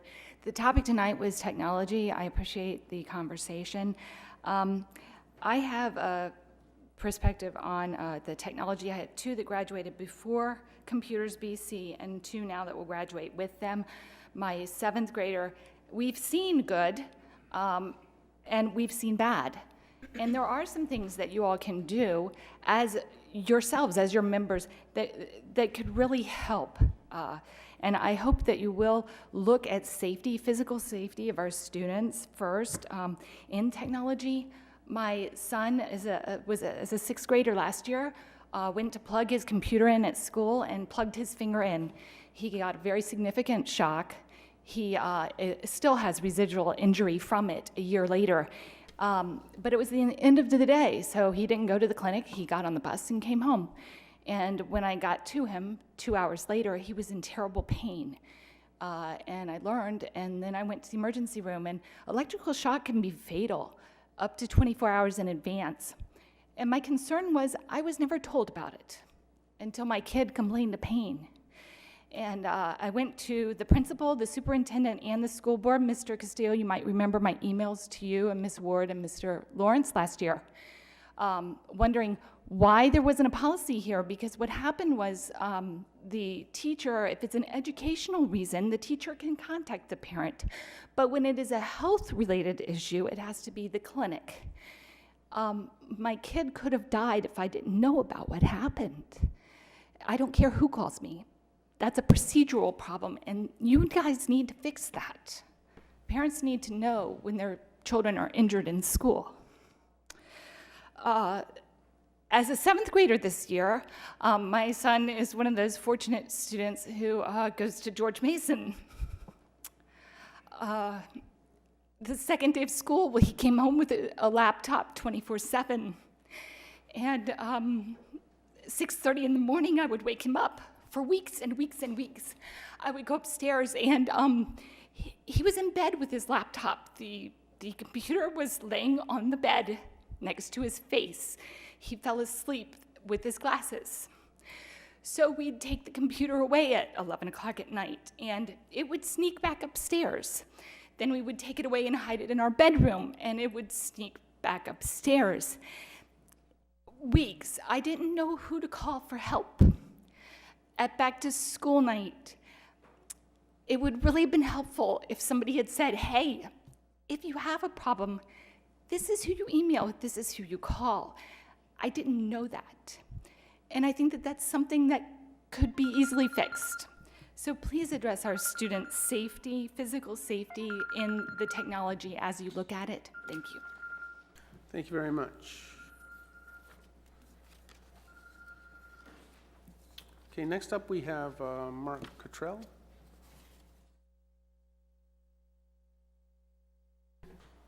Hi, good evening. Mark Cottrell, 1020 Fowler Street.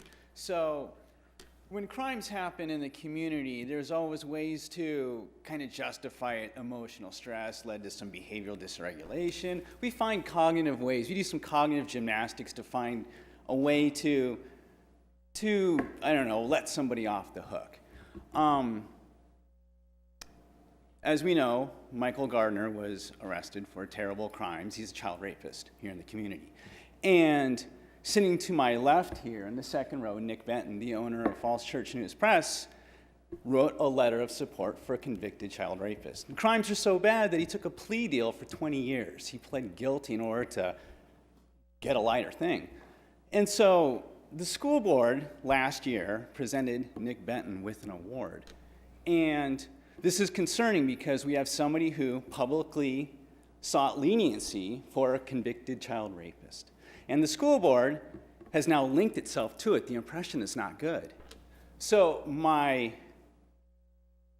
question is, it's not a question, what has happened, the public impression is that the school board is on board with Nick Benton, who supported a child rapist.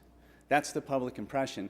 So now talk is cheap and action is what counts. The question, the task before you is what are you going to do to demonstrate that you no longer are tied with somebody who can support a child rapist?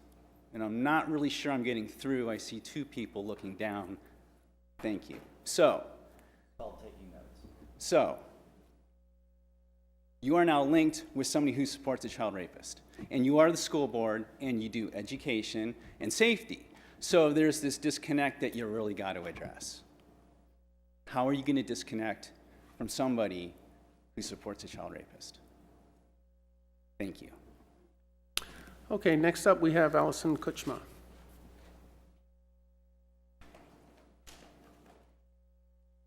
Good evening.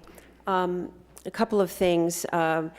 One thing I just would like to understand later in the agenda, when we talk about the proposal, earlier the agenda online said that I believe you were going to take a vote, and then later in the day it was changed to a discussion. So just for transparency, if you could just explain to the community how the agenda item changed and why that change was made. What I want to talk to you today about is, I'm sorry Dr. Jones isn't here because I wanted to address her directly, but it's a leadership style,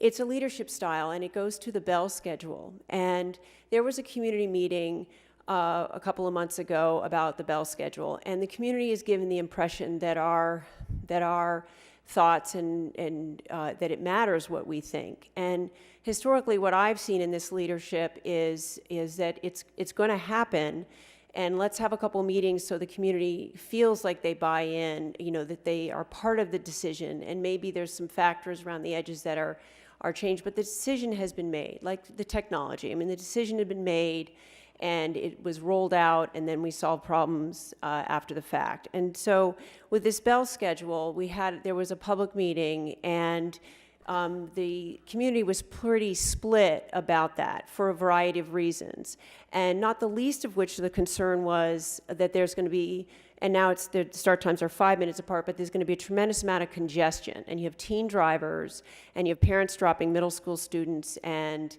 high school students all within 5 minutes of each other, and how that nightmare is going to be worked out. But the point is that the community is made to feel like we're part of the decision, and then the decision is just made. Because a couple of days ago, in the morning announcements, if you clicked, it said that the schedule for the year was provided. And if you clicked on this, and you actually read it, in small print, the new bell schedule is printed. And so that's how we find out. If you go to the small print, you find out. And so that isn't the way the community would like leadership to lead our schools. We would like to be involved in the decision and then respectfully told about the decision before it's like in print, it's a done deal. I feel like maybe the school board found out tonight. Well, it had already been decided because it was in the morning announcements on June 6th. And it's sort of just a sort of a disrespect. And I feel like our leadership, Dr. Jones, does not understand, is not hearing from the community the desire and the degree to which we would like transparency in the decision-making process. And this doesn't feel like transparency. It feels like you buried it in the morning announcements. So is my time up? Your time is That's up. what Thank I you, wanted Ms. to say. Kutcher. Thank you. All right, Mr. Kieran Sharp, welcome.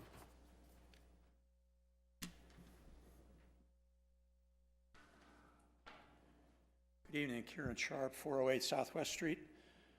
I wrote you a lengthy message mainly about the campus redevelopment project and the process that's so far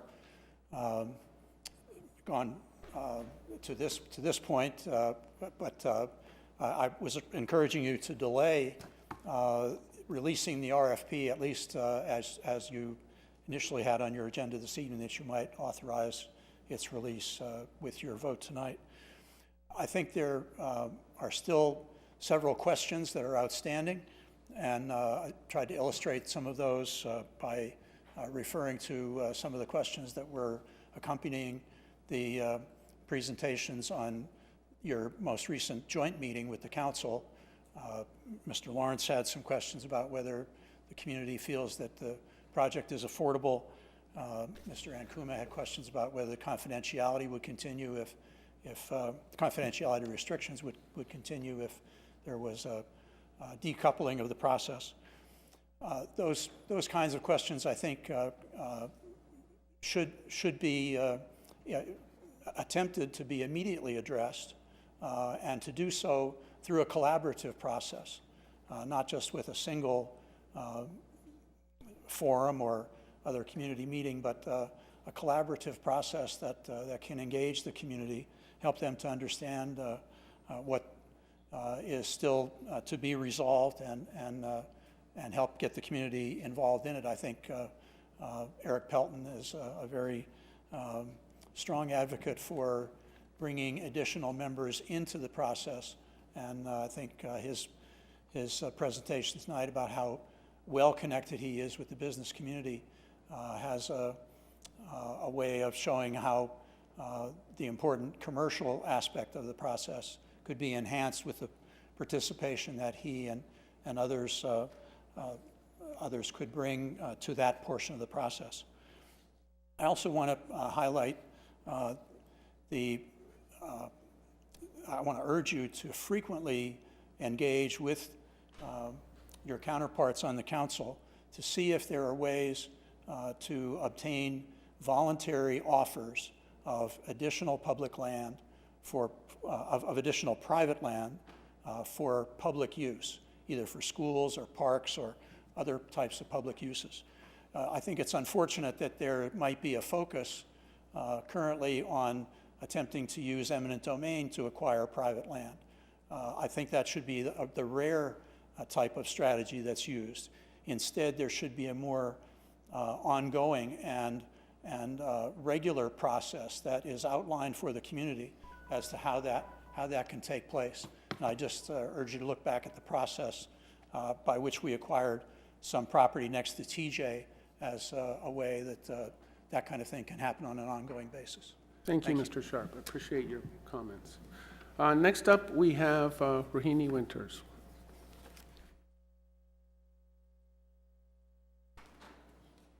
Good evening. Rohini Winters, 324 Grove Avenue. I wasn't planning on speaking tonight, but two things have come to my mind that sort of made me want to say something. I would like to support the idea of decoupling the George Mason campus redevelopment. I think we're premature, and I really appreciate Monica Fries researching local school redevelopment and costs. I think we haven't done our homework. So for competition and cost effectiveness alone, and a myriad of other reasons, I think we should slow that down and rethink our whole entire strategy. But secondly, the tech panel, I was really enlightened by who I saw at the panel, having teachers and students inform you as to what they can do now that they couldn't do before, and how their instructional planning has changed, and what technology failures they have faced and how they've overcome them. And everybody was very articulate and very excited about what they had to say to you. And I think it was well done, but partly orchestrated for the benefit of Save the Technology program at Mason. And so I would ask that you further the discussion and continue to hold those types of panels, but bring additional perspectives to the forefront so that you can hear kind of a full gamut of responses to those same questions and maybe others. I think you should ask for parents to sit on a panel and get their perspective and answers to the same questions. I think it could be rather entertaining. I'm a little bit concerned that you had nobody in 9th or 10th grade talking about how it is for them. Their course material, they are not in an elective course load yet. Some of them are learning to drive. The fatigue and the screen time bothers me a lot. And you had no males on your panel. And so I hope that stood out to you as it did to me, that maybe some of the perspectives don't ring true in their entirety, and you should not take everything, you should take everything you heard tonight at face value. I do. I was really pleased to hear all the positives, but I think we haven't heard many of the possible negatives, and I think there's room for improvement. I guess that's my point. I am a fan of the one-to-one program, but I think there's room for improvement. Thank you. Thank you very much. Next up, we have Eric Pelton.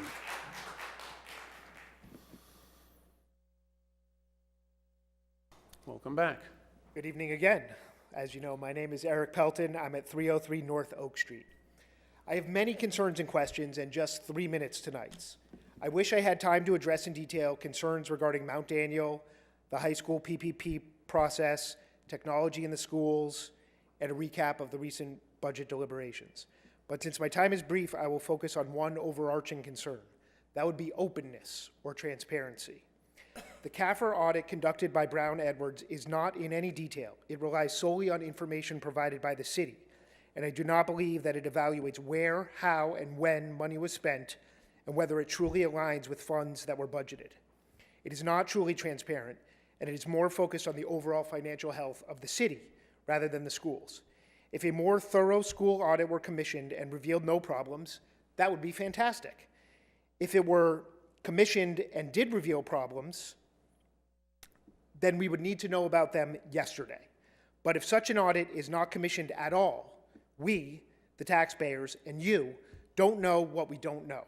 If such an audit is not commissioned and these concerns are later validated, then we have an even bigger problem. Openness in decisions regarding the GMH High School project have been lacking. Given the issues with Mount Daniel's construction approval and budget deliberations, I have deep concerns about the PPEA process and its lack of openness, and I urge the board to quash the current process. Furthermore, I urge the board to delay any other process to seek a decoupled bids until there is a course correction regarding Mount Daniel and there is greater community engagement in the entire process, including the costs and risks for updating George Mason High School, not merely a community vision of what an ideal school would feature. A $100 million high school needs to be built on a strong foundation, both literally and figuratively, and needs widespread community support, engagement, and openness throughout the process. Openness also relates to the superintendent's contract and the process for its review and renewal. It is my understanding that the contract was renewed for 4 years in September 2015, just prior to an election, with little or no prior discussion or input, although the formal contract renew period is apparently at the end of June.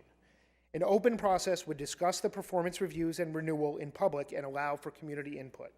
Reasonable people can disagree about whether they think the superintendent merits a contract renewal, and is ultimately a decision to be made by the board. But the school board should be open to hearing from the community as it makes such a decision. For that reason, I urge the board to immediately consider a full and open review of the superintendent's performance and contract.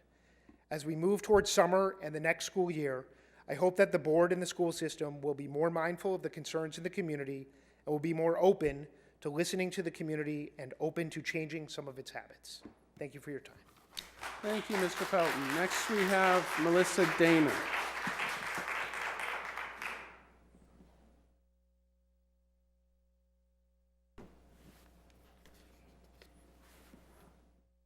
Hi, I'm Melissa Dana at 314 North Lee Street.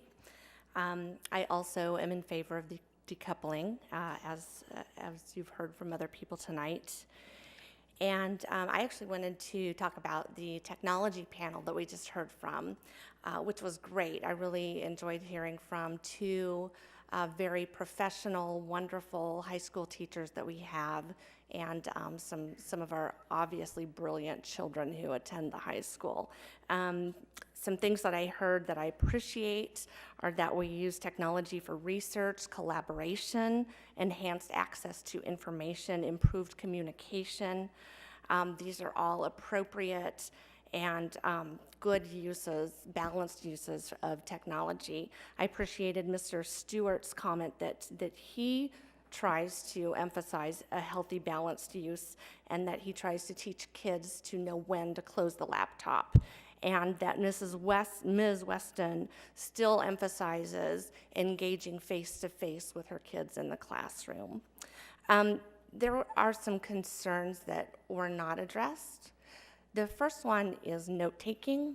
So I have not done an exhaustive search of the literature on note-taking, but everything that I have read so far says that learning comprehension and retention are superior when you take notes by hand as compared to taking notes on a computer, and no matter how you do it. So if you take your kids on a computer, you try to make them slow down, not do everything verbatim.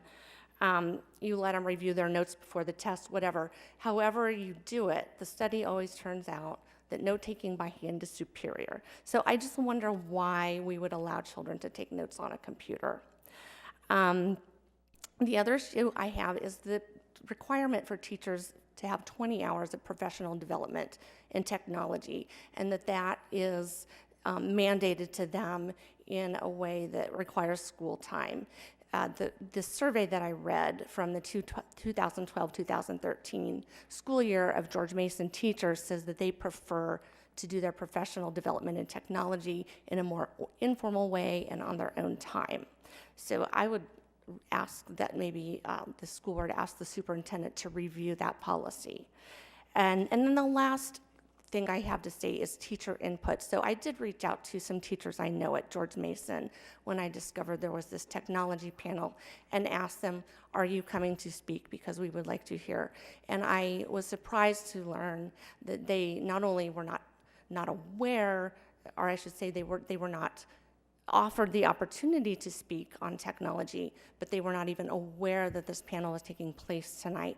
And it again speaks to the lack of opportunity our teachers have for input and to have their voices heard.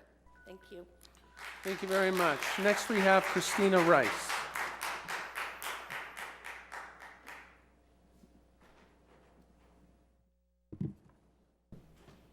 Hello, my name is Christina Rice. I live at 106 South Lee Street, and I'm here to speak to you today as the former vice chair and the year past chair of the Special Education Advisory Committee, and the parent of a special education student who's been in the division for 10 years now.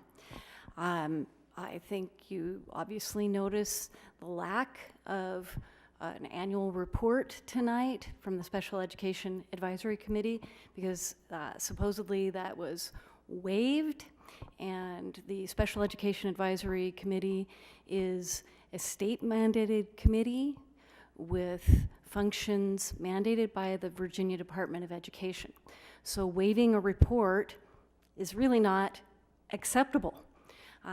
So I'm here to give you my recommendations as a parent, and again, formerly as leadership of the Special Education Advisory Committee. You have a report from last year, an annual report based on data, based on a parent survey, where 25% of the parents had concerns in many areas. This was glossed over by the special education director, who felt these concerns were not of the highest priority, and I recommend that you review last year's annual report.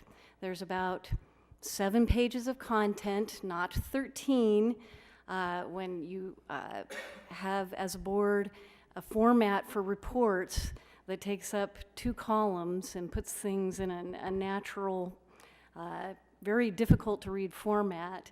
You will get 13 pages. In fact, you get many more from your Business and Education Committee. I think the former year's report was over 20.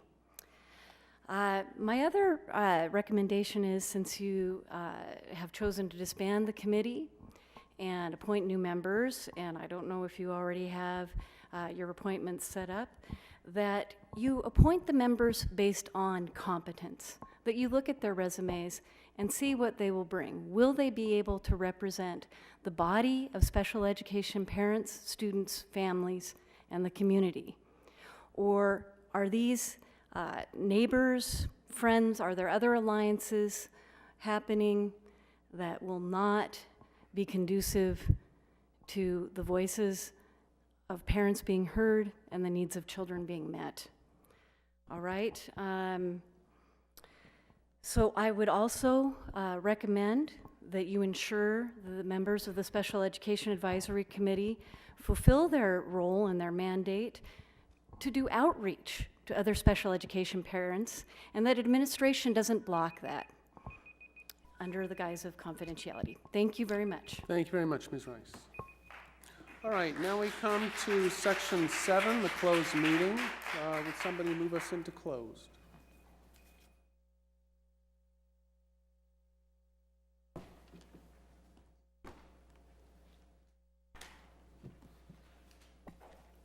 Mr. Chairman, pursuant to the Virginia Freedom of Information Act, I move that the board convene a closed meeting for the following purpose: to discuss or consider the identified subject matter. Personnel under section 2.2-3711A1, in particular, staff appointments, staff reassignments, staff resignations, staff retirements, EPED assignments, and advisory committee appointments, and student matters under section 2.2-3711A2, in particular, non-resident student tuition waiver and/or reduction. Thank you, Mr. Lawrence. Do I have a second? Second. All right, Mr. Kimball? Mr. Castillo. Aye. Ms. Gill. Aye. Mr. Lawrence. Yes. Mr. Reitinger. Ms. Ward. Mr. Webb. Yes. Thank you. All right, thank you very much. We are now going into closed, and we will be back shortly. So.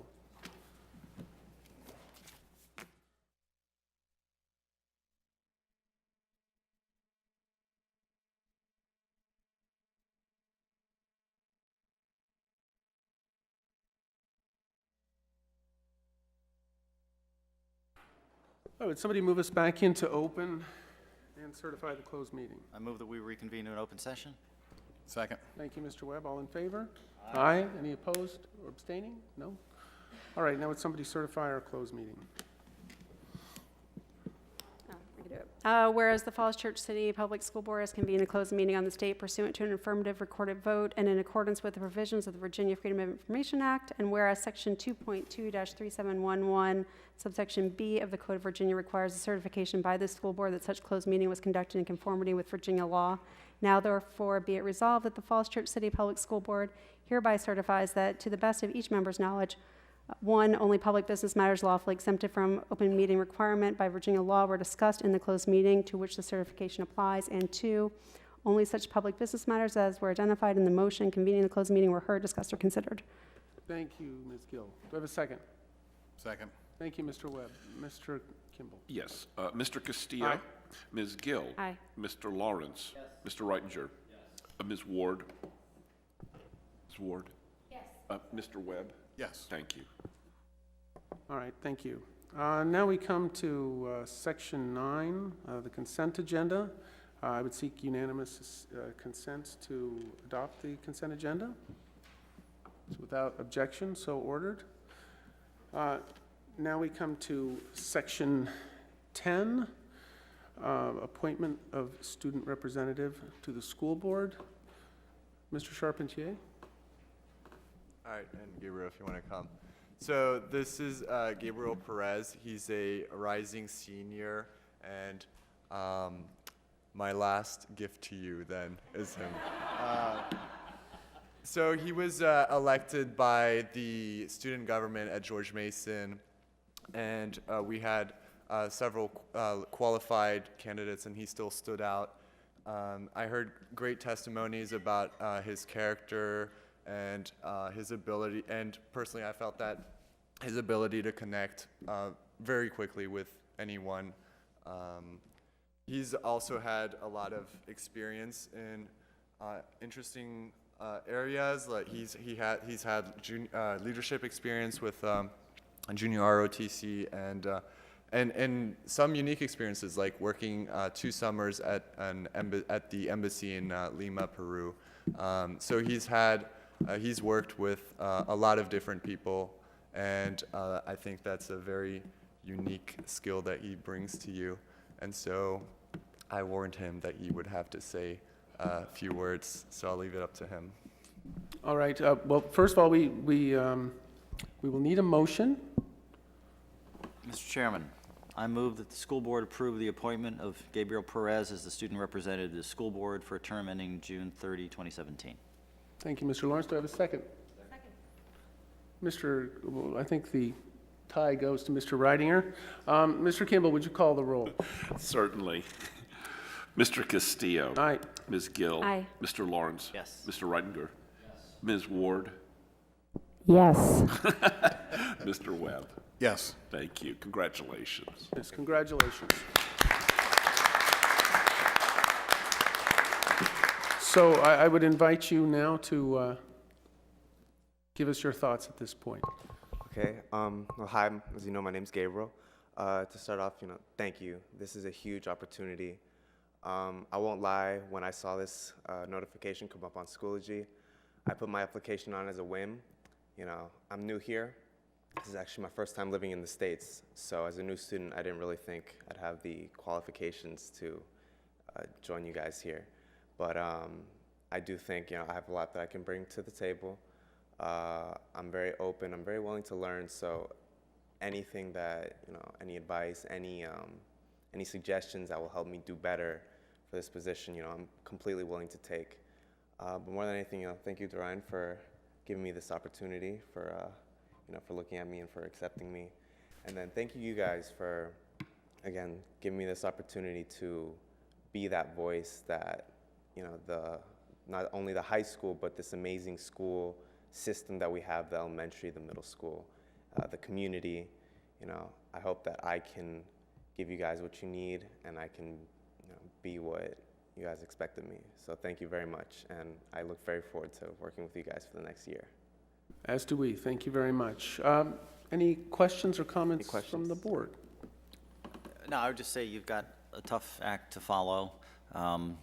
You were here, I know, for some of our budget work sessions. Yes, sir. And you still wanted to be the liaison. So I think that yes, sir. That says a lot about your willingness to be patient with us. So I'm looking forward to a full year, and please reach out to all of us. I mean, I'd like to get together with both of you as soon as we can. But all of us here want to meet with you. So don't feel like you shouldn't be reaching out. And I think Dorian will tell you any questions you've got, just feel free to ask. Understood. Any other questions? No? Thank you. Thank you. It's Yeah, a pleasure. I would note that if you participated in junior ROTC, one of the things you should have learned is never volunteer, right? So, Not at all. but welcome. So just tell us a little bit more about yourself. You said this is the first time living in the States, so curious what brought you here and. My mom's job, she is the director of education for USAID. It was her time to come back. She had been putting it off, so we decided to come back. It's been a struggle, I won't lie. 17 years overseas, that definitely has an impact on who you are as a person.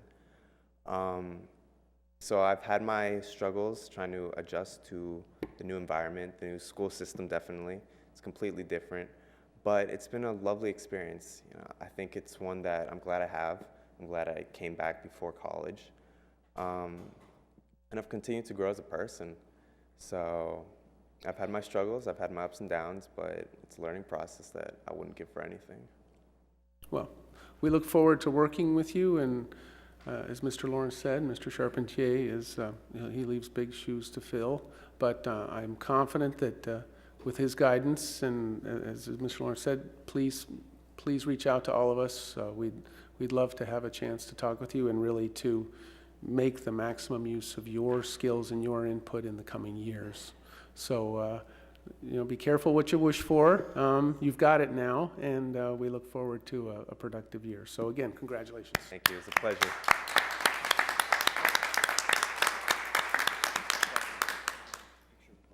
Yeah, why don't you all come up here and we'll get a picture if we have Mr. Brett with camera at the ready.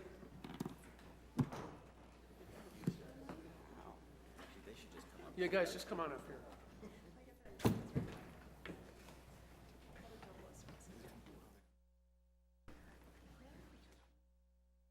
You guys are going to have to stand in the back because you're tall. One can No, hear. just work in. Good to meet you. Thank you very much. All right. You're almost as tall as I am. Almost.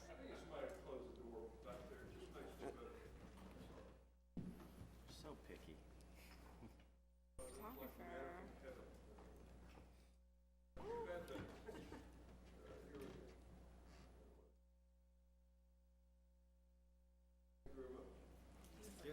Thank you very much. It's a pleasure.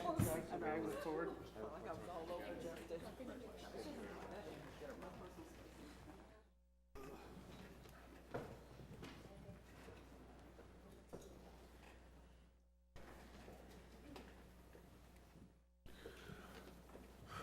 Next on the agenda, item 10.02, is approval of tuition waiver and/or reduction for non-resident students. Do I have a motion? Mr. Chairman, I move that the school board not approve a tuition waiver and/or reduction for a non-resident student, GM grade 12 for the 2016-2017 school year. Do I have a second?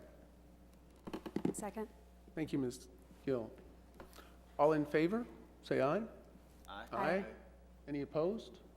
Or any abstentions? Very well. The motion carries. The next item on the agenda is item 10.03, approval of fiscal year 17 tuition rates, tuition application fees, student parking fee, and summer computer fee. Ms. Hyde, would you like to say anything about this? It's fairly self-explanatory, but might as well give you some practice being on the hot seat. Yeah, this is just practice. The non-tuition tuition fees for the schools are listed here. One of the things that did come out of the budget was the change to the student parking fee, which will go to $250 per year next year, as well as an increase in the summer computer fee, which goes to $50 per summer beginning June of 2017. So that's a year out from this summer. Communication has already been sent home to families for this summer, so the fee will not change until June of 2017. Thank you. Do I have a motion? Mr. Reitinger. Mr. Chairman, I move that the school board approve the FY17 tuition rates, tuition application fee, student parking fee, and summer computer fee as presented. Thank you, Mr. Lawrence. All in favor, say aye. Aye. Aye. Any opposed? Any abstentions? All right, the motion carries. Next up on the agenda, we have the status of fiscal year 16 tuition in grades 1, 5, and 8. Ms. Hyde? We have a memo here from Mr. Kimball where he talks about whether there will be a transition of students in grades 1, 5, and 8, and it's noted that there are none for the next school year.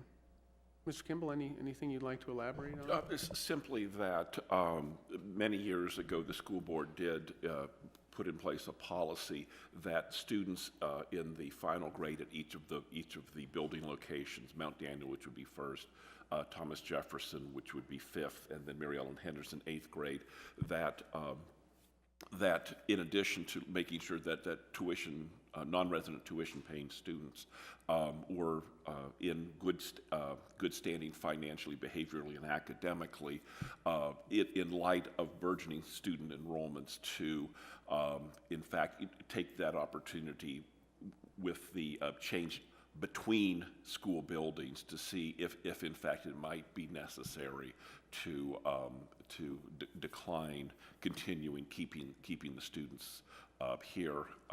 It has never thus far has not been an issue, and this year especially because there are no students in those transitional grades. All right, thank you very much. Any questions? All right. We'll move on then to item 10.05, discussion of issuing a detailed RFP for the George Mason MEH PPEA project. Originally, the agenda tonight included an action item, and there's of course nothing precluding the board from taking action tonight, but it was changed to a discussion because discussions with community members as well as board members have raised a question that I think is worth discussing as we approach this issue, and that is, do we have sufficient information to make this decision at this time, and frankly, do we need to make this decision? Several members of the community have said there are many questions about the relative merits and costs of various scenarios, and they have asked, should we be asking for additional input from the superintendent and from the city manager that would detail with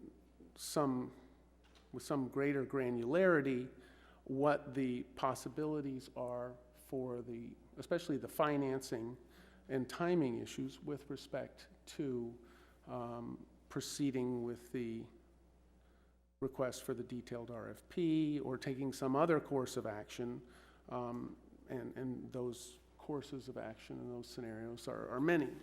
And as a result, I wanted to raise this issue with the board and have a discussion before the possibility of any action items about what the board's sense is about the sufficiency of information that we have, and if there are questions or if there is a feeling, because right now the timeline is being pushed out to the 2020 timeframe, we do have some time to determine what the range of options is and to ask for some additional information that might inform the community as well as us about what the various courses of action are.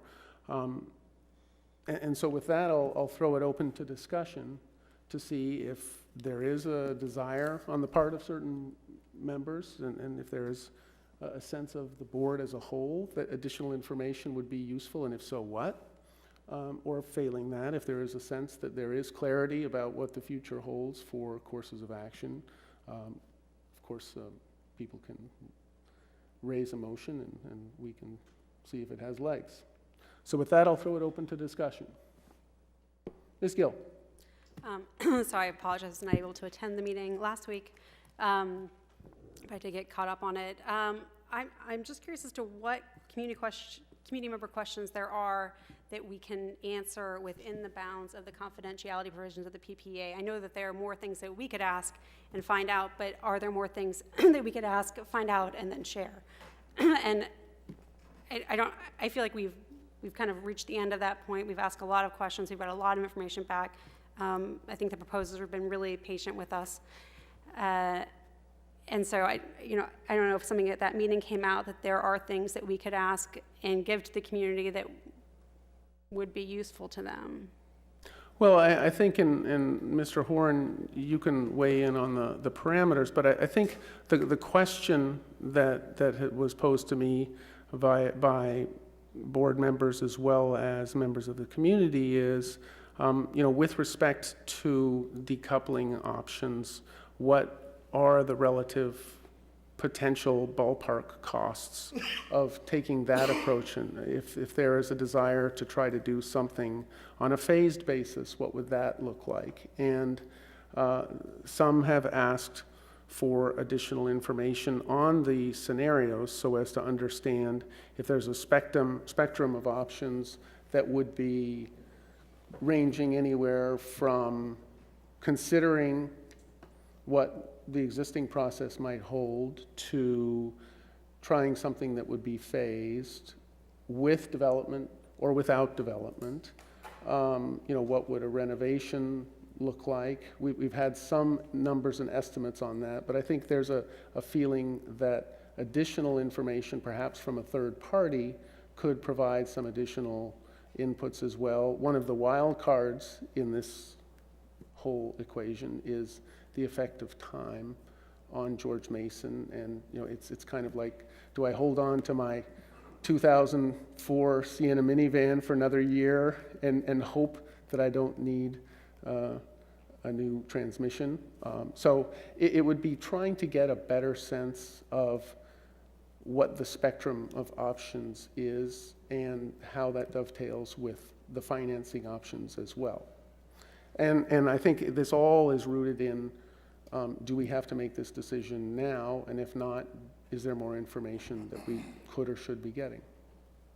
So if we were, so to summarize, it sounds like people want to know the details and the data around other options besides this process. So if we could provide that to them, like a spreadsheet, here's all the options, here's what they all cost, that's what people are looking for? Yes, and, Okay. and Mr. Horn, I don't know if you would be in a position to answer Ms. Gill's question as to whether and how you can generate and disseminate those scenarios in a way that's public, or whether we're constrained. It would depend on the source of the information that you're talking about. Obviously, if we're talking about any of the confidential aspects of the proposals already received, then the board would not be at liberty to discuss those or share them with the public. If you're talking about securing information from some outside third party, weighing in on options that are not part of the current PPA process, then the board would be free to do what it would like with that information, assuming the contractual arrangement you had with the expert that you engaged allowed for that.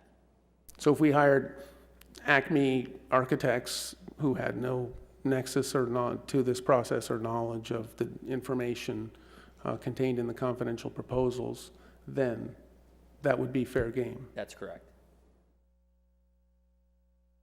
Mr. Reidinger. Yeah, I guess my question then becomes, how much does that cost? And how much time do we spend going out and making up more scenarios? And then how many questions come out of that? And are we here a year later in the same place? my opinion, which has remained the same for a long time, and I've already made a motion, or seconded a motion to this effect, is that I think that we should discontinue this process, decouple, and move on as quickly as possible in the efforts to build a new high school, because we need a new high school. I don't want to kick this can down the road another year, going through more visioning and data collection processes. I also don't want to pass this off to the city council to vote next week. I think this is our decision, it's a school board decision, and we should make that vote first and not pass it off and force council to make the first vote on that and then follow them up. So I've said my piece many times before, so you all know where I stand. All right, Mr. Riding. Thank you, Mr. Chairman. So I'm going to, I think, try to address the question that you specifically raised, which is, is this the time to make the vote now? And my argument is, my position is that it is. I agree we need to explore lots of other options, including should phased construction be used, what additional financing arrangements are available. But I don't understand how any of those have relevance within the context of the detailed RFP. I don't know if we were using phased construction or doing any of those other alternatives, why we would proceed with essentially only 2 bidders to do the co-joined process. I don't think in the last, since we and the council decided not to take a vote, I don't think any additional information has come out that is relevant. And the meeting that we had jointly with council, the open meeting a week ago Thursday, confirmed that. So it seems to me that we are, in fact, to use Ms. Gill's turn of phrase, just kicking the can down the road. I think we all recognize, to some degree, you may disagree with me, that this detailed RFP is not going to be issued. And it's better to accept that, vote it down, and explore other alternatives, because like it or not, it's always easier to explore other alternatives when you've said, well, the old process is not going to work. The other thing I'd say, and this is also something Ms. Gill touched upon, is that not making a decision is in fact making a decision. It means you're spending money, it means you're doing other things. I think the decision to not kill the process until now probably cost us, well, I haven't seen the figures yet, I've been asking for them, but they're difficult to get. I think it cost us a teacher or more in terms of additional consultant fees.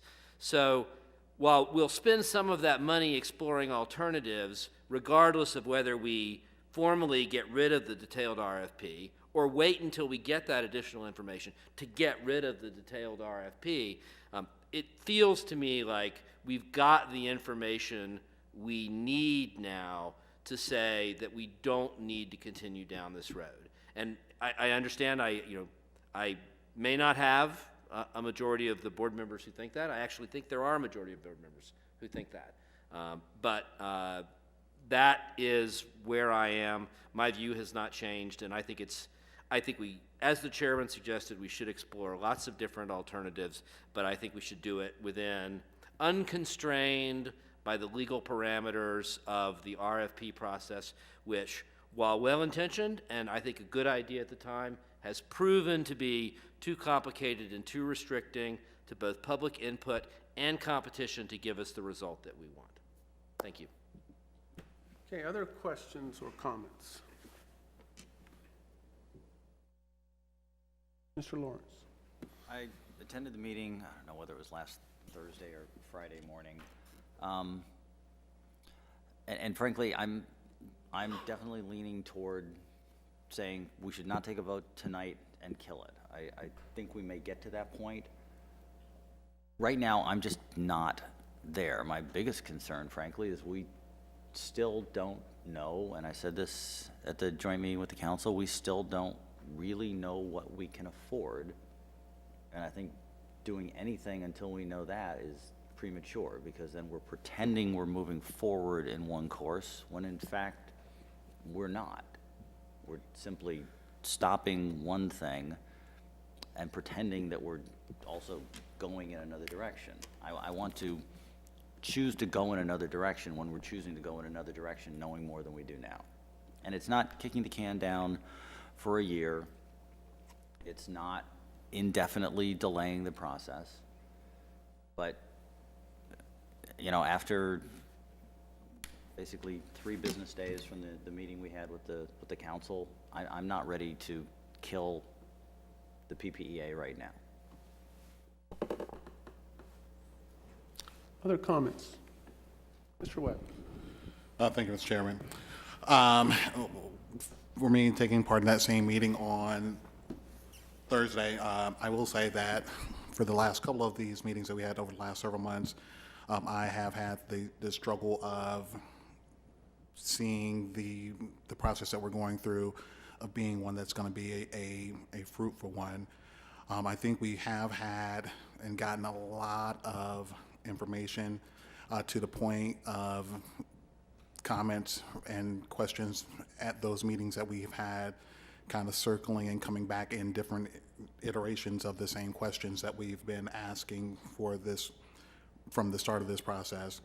I will say, for me, when this process started and we started with the unsolicited proposal, you know, I got a little excited about the fact of maybe we could get this done in a way that was going to be somewhat affordable to the city. Thinking that when we went to this last PPA process and went to the bidding and with hopes of getting several bids back and to come back with the two that we currently have before us, I will admit I was disappointed by that. And kind of in thinking about that part puts me in a position to think that we need to possibly decouple, give us an opportunity to get that information that you spoke of, and I am one of those who wants to get a little bit more information about potentially looking at a phased process, looking at the possibility of the renovation process, looking at some of those different other options that potentially out there that may be a little bit more affordable. Because I did hear at that meeting when Ms. Oliver asked the question about what we could afford, and from what I heard that day, the manager said somewhere near $40 million, which, you know, I don't really get. I don't think we can do what we need to do with that. So I ultimately do know that we will go to and potentially have to do a bond for this project, because even with the comments from the public tonight of what Arlington and I think she mentioned Prince William County spent was double what that potential number was. But I think we need to move forward from this particular process and move forward with a decoupled process and begin the process and learn, because George Mason is at a point of, I don't want to see us investing millions of dollars into that facility that ultimately where we know that we need to do some type of major renovation or replacing it, and I don't want to just put a big expensive Band-Aid on it. So I think the quicker we shift away from this process and move towards getting real numbers of what we can potentially build in a new facility, if we can find of an Arlington Wakefield school that has, I believe it has a pool in it, of being able to do something like that brings us in somewhere close to those numbers. I would love to be able to look at and see those, but I don't think this particular process is taking us there. Thank you, Mr. Webb. Any other comments? Well, the issue I have ties into something I've said on several occasions. The sign in the restaurant that says you can get food that is good, cheap, and fast, and you get to choose two. And our dilemma in this case is we have three options. We have no development, we have a high school, and we have relatively lower taxes. And I think in this case we get to choose two there as well. There is a great deal of frustration with this process, and I think that is understandable. I guess the question is this a complete dead-on-arrival non-starter, and are we sure of that? Are we sure we know how a so-called decoupled process would work from a financial staging and development standpoint? And what's the business case for that? If we want a data-driven, if you're ever going to have a data-driven exercise, it should be here, looking at some fairly high level but concrete issues about what can we get, when, at what cost, and in what, with what effect on school operations.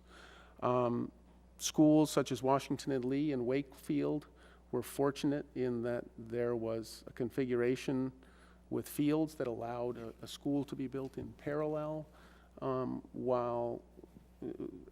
which then enabled the demolition of the old school building.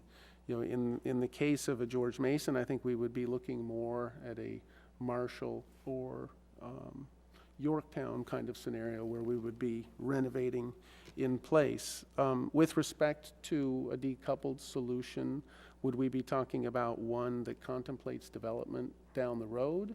And if so, that decoupled solution would have significant, profound impacts on how we would build the replacement school, because it would have to decrease the footprint to open up space, the 6 to 10 acres, for development that then might fund subsequent phases of development. And that may be the way to go. The problem is, I at least do not know what those scenarios look like and what those numbers look like. And I think while there have been some figures and some studies put out there, I don't think that they are satisfactory to many on the board or in the community. And I further think that while Ms. Gill makes the point of let's not throw good money after bad, I think this exercise would pay dividends in any case, whether or not we ultimately proceeded with the detailed RFP request or not, because it would give us a good grounding in the spectrum of options and give us a better ability to understand for ourselves as well as to inform the community as to how we want to proceed. And so for that reason, I'm not convinced that this is a decision that we need to make now, up or down, and that what we could best do is really flesh out what a decoupled, whatever that means in concrete terms, solution would look like. Because I am deeply agnostic about this process. I'm looking for the pragmatic solution that will get us the results that we want, and that's an affordable high school in a time frame that is sooner rather than later. So, any other thoughts or comments? I have a process question. So maybe this is for Tom, I don't know. If council votes to discontinue the process at their meeting on the 13th, what effect does that have? If today we decide we're not going to vote and/or we decide to vote and go forward, what effect does that, a no vote from council, have on us? Yeah, the way the initial RFP was constructed, it contemplates both bodies affirmatively moving forward together. So should one body decide at some point that they are no longer participating in the process, we would cancel the solicitation and the procurement altogether. Thanks. You're welcome. Yeah, so I'll be as blunt as I'm usually am. We are going to end up decoupling. I believe the council is going to vote to decouple next week, and without them, the PPEA as we have it now is over. The reason I don't want to take a vote tonight is because the council hasn't explained what they're going to do then, what we can afford, and what their path forward is. Because right now we have schools and commercial development together for a school of about $100 million, and the figure we heard talked about as affordable from council members last week was $40 million. That's not a high school. That's not part of a high school. That is a gigantic Band-Aid on our high school. So I really want an explanation of, if we're decoupling, what does that mean? Because right now we have no idea. But I think as far as I'm concerned, and maybe I'm just being too cynical, but I think decoupling is a done deal, because I think the council is going to do that next week, and we go together or we don't go. Right, Ms. Ward. I just have a few things to say. I'm really, to be honest with you, I'm on the fence about this. I'm listening to everyone's comments tonight, and because I don't feel we have enough information about what decoupling will look like once it's decoupled and what our options are, and we have already invested so much into this other option, I feel at this point, I don't feel like I have enough information to really make that choice. I really would like to have some more information. And I also like, Justin, what you said about the having all the options on the table. And I know we want to be transparent and we want to be able to show the public everything that's available. I really would hate for us to prematurely make the decision to decouple and then find out that it was not a good decision without getting all the information that we can get from the other process. I mean, I'd like to have information before I make a decision. I feel like everything's a little too nebulous for me right now. Thank you, Ms. Ward. Ms. Gill? I just have one more thing then. So confirming Tom and John's point, we will likely discontinue this process on Monday if council votes to decouple. Therefore, this discussion that we're having right now is a bit hypothetical, right? Because we are not going to actually, we're not actually going to keep going down the PPA road and also do an analysis on the side. Correct. So that's why I see, I feel like this is an intellectual exercise, and what we're really doing is we're forcing the vote to go to council, and we're kind of trying to make council the bad guys and say, you're the ones who killed it, and we wanted to get more information, and you killed it. And I'd like to foster better relations with our colleagues on the city council, and I don't think this is the way to do it. I think that we should work together, and I would not like to see us force this decision onto the council when we're the school board and this is about building a school. I think we should own the decision and take responsibility for it. Other comments? Mr. Reidinger? Just briefly, I agree with the chairman's view that we need more information, and I can't tell you that I'm 100% certain that the current process is wrong, but I'm 99% certain that it's wrong, and I'm willing to vote on that. I think if we recognize, as Mr. Lawrence I think does, that this is not going to work out eventually, what's really the best way forward? I'd suggest, I'm not sure. I don't necessarily think that people are trying to make the council a bad guy, but I think if we ought to, I agree with Ms. Gill, that we ought to own the decision about what happens in the school. And we are not just school board members, we are members of this community. And the only way we're going to get this new high school built or get the right facilities built is if we have a full community effort. And I think that our taking ownership that the current coupled process is not going to work and not be affordable to the city will free us to work more collaboratively with the city council to find a solution. I don't want to say it's their responsibility to decide what's affordable, although technically the money's got to come from them. So it is, in fact, their responsibility. But I'd like to have that conversation with them.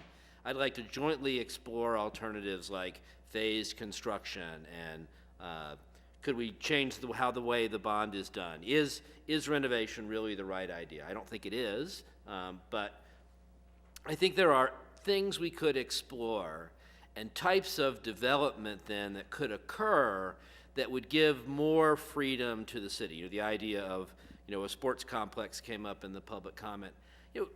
I'd love to sit down with Fairfax County and talk with them about whether they want to jointly build a rec center there. And I just, and then we maybe get less money from that, but we might get something that's could be used by the whole community and our people, and we might get a little bit of money.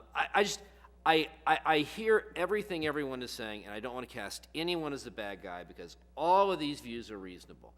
I would simply say that I still don't understand how any of the alternatives we are exploring actually are implemented under the current RDFP, or issuing a RFDP, right, under the current RFP process.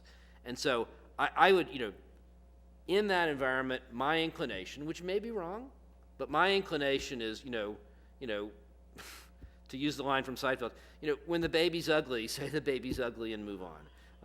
And go ahead and do something different, unconstrained by what's happening. So with that, I will, happily move along with the will of the board, whatever it happens to be. Well, and I would just say in response to the ugly baby, I think there are no, if there were some path forward that was just a no-brainer, then I think it would have shown up. Maybe we'll get lucky and it will appear miraculously, or somebody will hit the Powerball and donate the money to the city. But I do think the merit of the decoupled process, however that may be implemented in practice, is that it's not the process that we're in now. And I think that may be true, but it may not be true, and I just don't know. And it's a bad analogy, but it took us 7 years to figure out how to renovate our house, and we looked at tearing it down, gutting it, doing things 6 ways to Sunday, and it took a long time. And I think in this situation, the unhappiness with the process that we're in is understandable, but I'm just not sure that we're not, by discarding this, putting ourselves in a position that will be as or more difficult. And so, from my standpoint, I think it would behoove us to make haste slowly on this, gather some more information about, let's flesh out what a decoupling scenario looks like. And I don't know how many flavors of that there are. There may be 1, 2, 3, 5, but let's try to get a sense on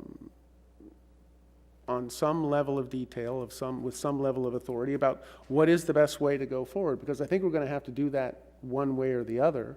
And with respect to Ms. Gill's point, I don't think that we're pushing this out onto council. I think my view is we need to understand what we're doing, and I feel as if we lack certain key elements of information that would help us to make that decision at this point. So it's simply, and this wasn't something that occurred to me until today, where people were starting to say, I'm not comfortable, for example, with proceeding down this path yet, because I don't know what the case is for doing it vis-a-vis the other ones. And conversely, I'm not sure that going with the other options is better as compared to this. So does anybody want to beat this dead horse a little bit more, or? Just a couple whacks. Just on the comment about us making the council the bad guy, no, we're not. I mean, ownership of this honestly does not rest with us. I mean, saying we need to own it, well, we don't own it. We only co-own it, and like I said, we move together or we don't move. But when we have council members throwing around figures saying we can afford 40 million, I think that needs a lot of community dialogue before we move that way, because I think if we go to the community and say, hey, we're going to build a new high school and it's going to cost 40 million, they're going to know they're not going to get a new high school for 40 million. So one of the points I made in the meeting last week was we don't know what we can afford. What we know is under current debt policy, under current tax rates, we could afford 40 million. But that doesn't say, is the community willing to have higher tax rates specifically for this? Is the council willing to change policy for this? So we've got a figure which cannot get us a new high school, with a process that would decouple development that would help pay for the high school, so the development isn't in any way tied to it, it's a hope. So that's why I don't think we should be voting, but you've got a point, that's a dead horse.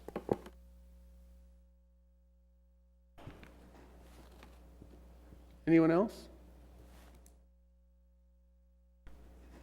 And so now,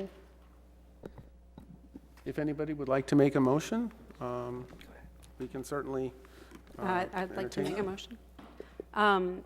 I'd like to move that we vote to, I'd like to move that we discontinue the PPA process and not go forward with a detailed RFP. I think, Mr. Chairman, I think the way the agenda was amended, it left open the possibility of making a motion for a vote.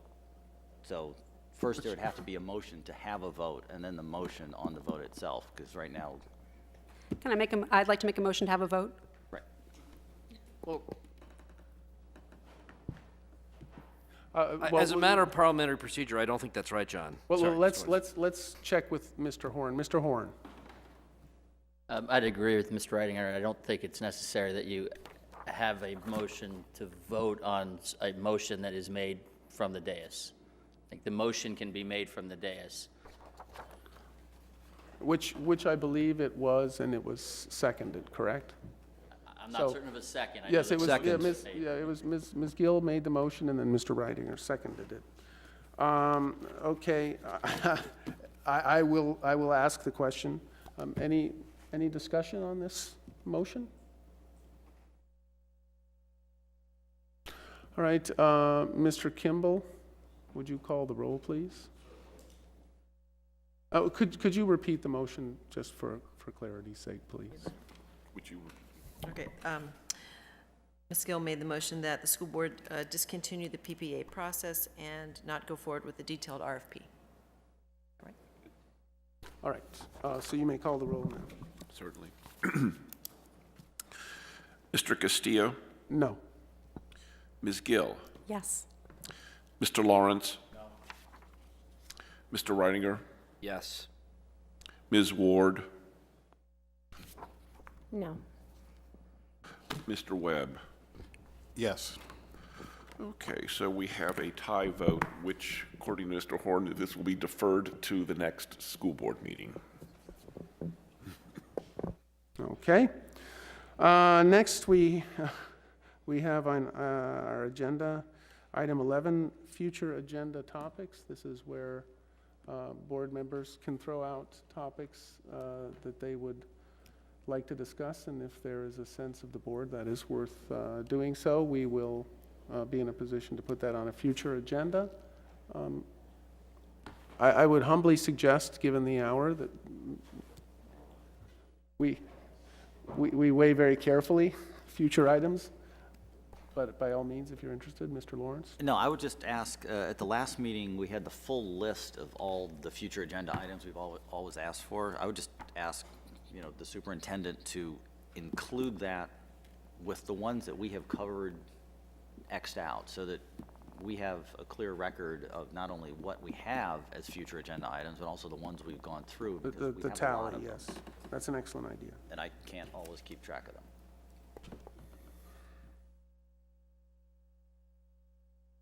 Okay, seeing none, Mr. Charpentier, I apologize. That's my final push. Just the 5.12 policy, just like the adjustments. I know that's been pushed back a while, but I'll remind my successor to remind you of that as well. The adjustments for student representatives on advisory committees. Mr. Lawrence, do you have some? Yeah, no, these were the ones that were delayed because we were told not to do anything with 5.12, and then pretty much the budget sucked all the oxygen out of the room for months, so we will definitely get to that. All right, Mr. Horn, do you have any update on 5.12? None at this time, okay. All right, thank you for that, Mr. Charpentier. With any luck, you can help us get that across the finish line before your term officially expires. All right, superintendent's report, lacking a superintendent. I think we can skip that. Yes, I do have a couple. Oh, you do? I have a couple. Okay, Ms. Yes. High. Trying to throw you a lifeline there, but Yeah. okay. We're happy to say that Mr. Paul Swanson, the new TJ principal, will be visiting Thomas Jefferson over the next 2 days on Wednesday and Thursday. He will start out his day in the morning with a meet and greet with the school board at 7:30 a.m. And then there's also a community welcome reception for parents and community to come out and meet Mr. Swanson tomorrow evening at 6:30, and that will be in the Thomas Jefferson cafeteria. I'd also like to say to the community that next Monday we will be recognizing 12 long-serving employees who will be retiring this year, and that it will be held at Mary Ellen Henderson at 4:30 p.m. And again, it's Monday, June 13th. And then the last thing I have, Mr. Horn shared with me that the girls lacrosse won state semifinals, and they advanced to the school's first ever girls lacrosse state championship. Congratulations, girls. And that's all, folks. Thank you, Ms. High. Now we come to board and student liaison comments. Mr. Charpentier, you can sing My Way or give us your comments, however you'd like. I'll go last. All right. We'll go from right to left tonight. Mr. Reidinger. Thank you, Mr. Chairman. The only thing I wanted to mention tonight was that I had the distinct honor for the second year in a row of volunteering at the Mary Ellen Henderson Field Day, which is, if you haven't ever been, it's the greatest event in the entire Falls Church City School System that I've been to so far, while I haven't yet been to any similar events at George Mason. So if you have an opportunity to volunteer at Mary Ellen Henderson's Field Day next year, even if you don't have a kid in the school, I'd highly recommend it because it's a blast. So my only comment is on I spoke with Cecily Shea of the Falls Church Education Foundation yesterday, and she told me that the SAOs have gotten together and going to do 100 Days of Gratitude next year. Each SAO is going to take a different month, and they're going to recognize our teachers and just show them how much we appreciate them, and they are taking that on themselves. I just wanted to highlight that new program. Mr. Webb. No comments tonight. All right, Mr. Lawrence. I will yield whatever time I have to Dorian.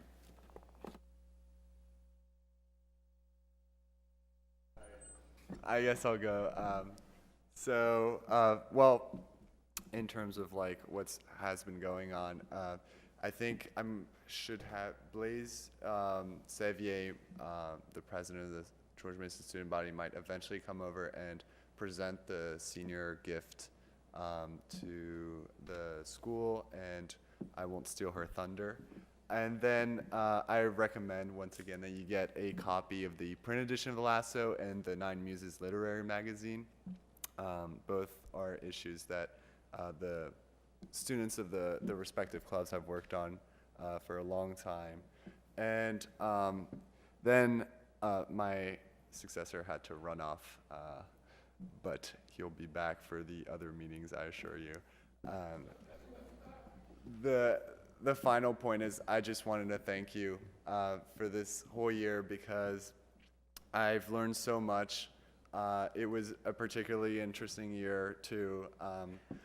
Lots of commotion and events, but I never, as a student, realized how much was going on behind the scenes, and I guess the common phrase is like unsung heroes.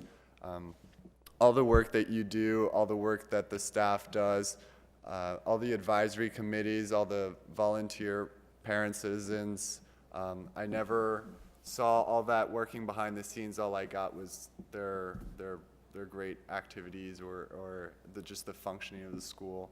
And so this made me realize that, and so I'll probably remember this experience for a long time, and maybe I'll go into maybe I'll become a school board member myself eventually. But I don't know if you would recommend it. Like a moth to the flame. Yeah, but yes, it was incredibly insightful, and it helped me grow a lot. So I just wanted to thank you for even offering the opportunity. Yeah, thank you. Well, thank you as well. Ms. Ward. Yeah, I don't really have much to report on ESOL, since that was already addressed earlier.